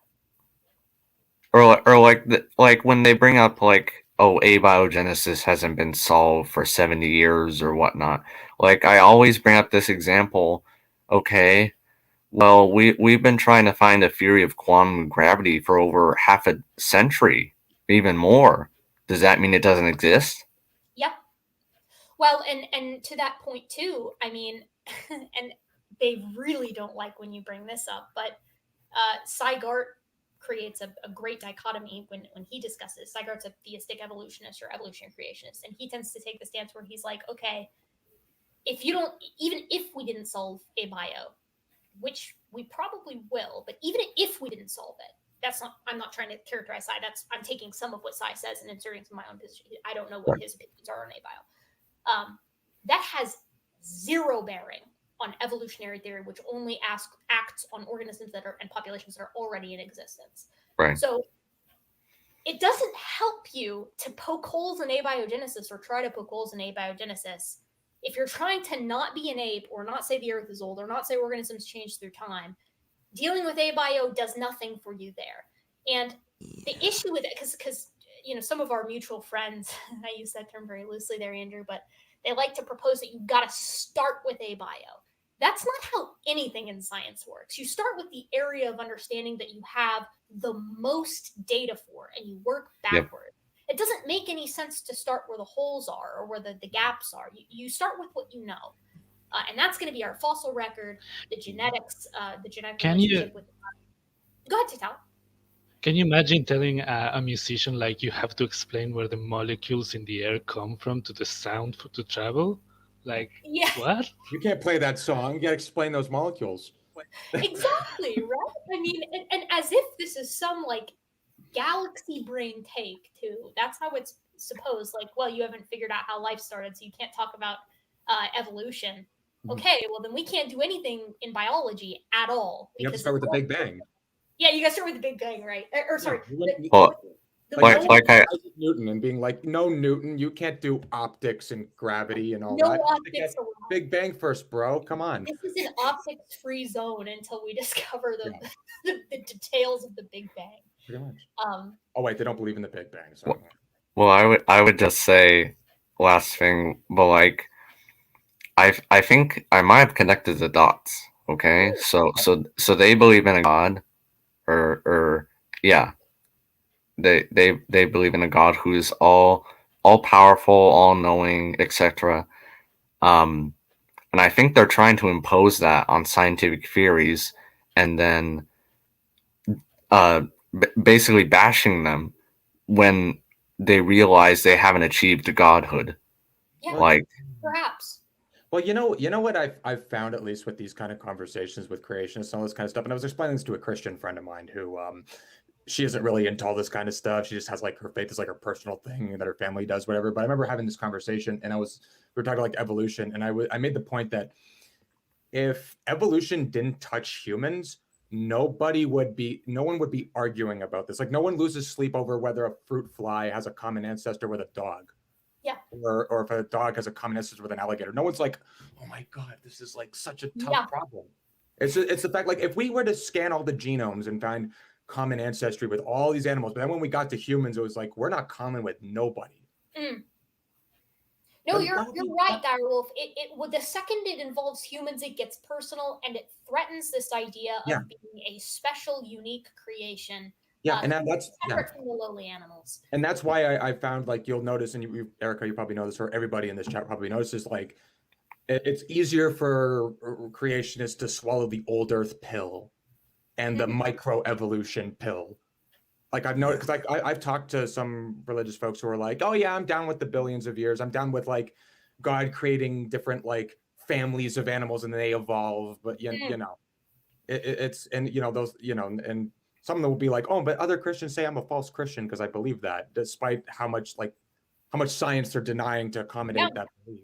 You run into some wild mental gymnastics too to start creating those groups you just mentioned, Direwolf, and to then cope with the relationship genetically between humans and the rest of the hominoids. You know, they will happily, with a smile on their face, say that, you know, lions and tigers, they're related. African and Asian elephants, they're related. Mice and rats, totally related. And yet all three of those couples have less in common with one another, the individual pairs of the couples, than humans do with chimps or bonobos, with penons. And that's when you reach an issue. And then you get very vague gesturing to, like, well, there's got to be something we can seize on there. And just last week, or maybe it's 2 weeks ago, a paper came out on the a more in-depth sequencing of the bonobo genome. Oh, really? Which showed once again that the relationship is actually slightly smaller than we previously thought. Oh, like the differences? Yeah, it's even more similar than 98.8%. Not by much, but it is more similar. It wasn't. But Erica, they didn't run it by Tompkins yet. They didn't run it by Tompkins. It doesn't. Oh God! You don't run it by Tompkins. How sure can we really be about this? If we can't run it by our resident plant geneticist, it doesn't count. I don't want it to mean plant geneticists. Like that seems like a pretty tough science too. I mean, like, you know, I'm sure. Like everybody goes like, oh, plants. You know, I'm not saying you did that, but like, you know, a lot of people say like, no, you're totally right. I don't mean to mischaracterize. Thank you for pointing it out. I'm not trying to mischaracterize. I don't want anybody to get the wrong idea. Like, Tompkins probably knows more than me in general. He's got a PhD. He probably knows more than I do. But the problem is when PhDs who are very, very specialized, as I will hopefully, assuming I, can start and complete my PhD in the fall, not complete in the fall, begin it and then continue. Right. I'll be just as specialized. But the difference is I hope that I won't do what Tompkins does, which is start talking about plant genetics when I'm not a plant geneticist. I don't have that expertise. Yeah. But guys, we've been going for about 3 hours and 6 minutes. So I'm going to shut this podcast down. Does anybody have any final thoughts before we do so? Or I might have one. Okay, do it, Sandra.